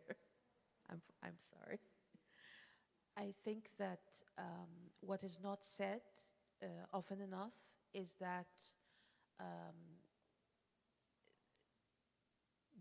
there is more failure than success in the kind of work that we do. And that unfortunately we are always, we are in a position because of fundraising, because of getting support, because that we are kind of always encouraged to sweep that under the carpet because we do not want, we want to present ourselves as successful models. Not because we would, at least speak for myself, because I want people to think of me, it's nice for people to think I'm successful, but also because of the practicalities of it. But actually, in reality, to grow, you have to truly think about the failures, and there are many, and to accept them and to build on them and to understand why they happened, and also understand that as you fail, you learn something and then you will fail in something else. When we run the tours of our projects, if we have enough time, then we will actually put a good weight to projects that have failed. Not because we want to, because really we think that, first of all, in most contexts, this failure is partially us, but mostly other factors. And also because these other factors, it's very important to address them head on. That in many cases, there is this neoliberal way of thinking about the work that we do, that it's almost like a substitute for the responsibilities of the government, which it is not. So it is very important to refer to the failures because their failures are most probably related to systemic and fundamental problems with governance, with the legal framework, with socioeconomics, etc., etc. So that's one thing, to accept that, because if you don't accept that, it means that every time you'll be so frustrated, oh no, okay, it's not going to work. The other thing is stamina. To be honest, it needs a lot of stamina. The third thing is, and it's the most difficult, is institutional building, because the models that we work with, especially the donor models, they do not give us a chance to build an institution. They're always project-based, which means that where are the resources to train, to build an institutional memory, to invest in land, to invest in Kaza, to invest in Kaza. It's not that easy. And so these, I think, are the things that we really should be thinking about. Let me just add one thing. Looking back at our history, starting 2000 and maybe 1999, actually, we only succeed after a huge failure. So the failure is the lesson that we try to avoid next time. So we try to see how did we fuck up that. And then we try to see, okay, how to avoid this, how to be better, how to improve, because sometimes the road to heaven, the road to hell was paved with good intentions. And sometimes when you have a lot of expectations and you fail, you tried, okay, let's improve in different, let's put all our effort in a different area to make it up for this huge failure. Thank you for your question. It brings us home, and all of your comments, to a couple of things that I will go home with. The first one is the work we all do is wrapped up in ambiguity. Some of it is intentional ambiguity on the part of those who have power. And hence we've got to teach each other and support each other in dealing with this ambiguity, which will allow us to pick our battles. And we'll have to pick our battles. And in that particular context of ambiguity and then picking battles is that where civil society makes a huge mistake is when they start to weaken each other by moralizing each other's choice of battles.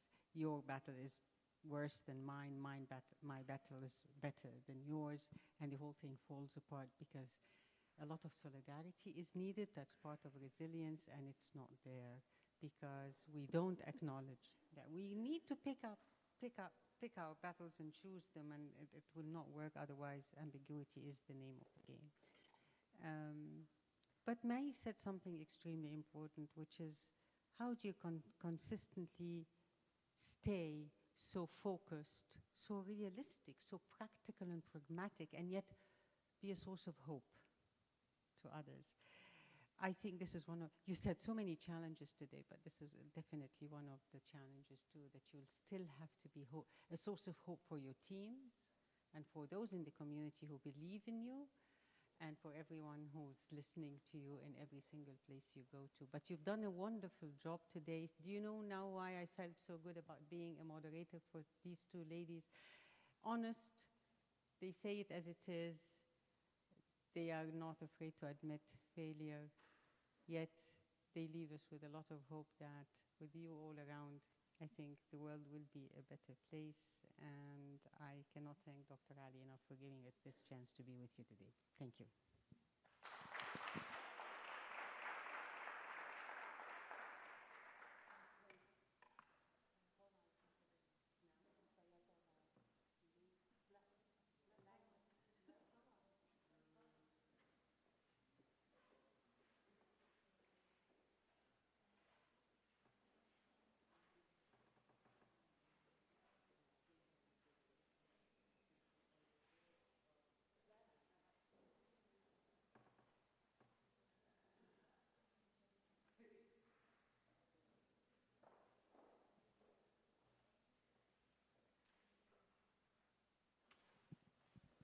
So then I'll take the chance for a couple of closing words for our conference, PhD seminar, and overall sessions. It was a pleasure to be here. Many thanks to Aliani and all of his team for making it possible for us to have this event here and to being here, meeting so many interesting contacts and students in different research areas. I hope everyone took something from the conference, probably something valuable. That would be the best case scenario. And we're very happy that so many of you showed interest in what we are doing and what we are presenting here and found their way from many, many different places to be with us here. So thank you very much from my side. And I would like to hand over to Dr. Ali for a couple of final words from his side.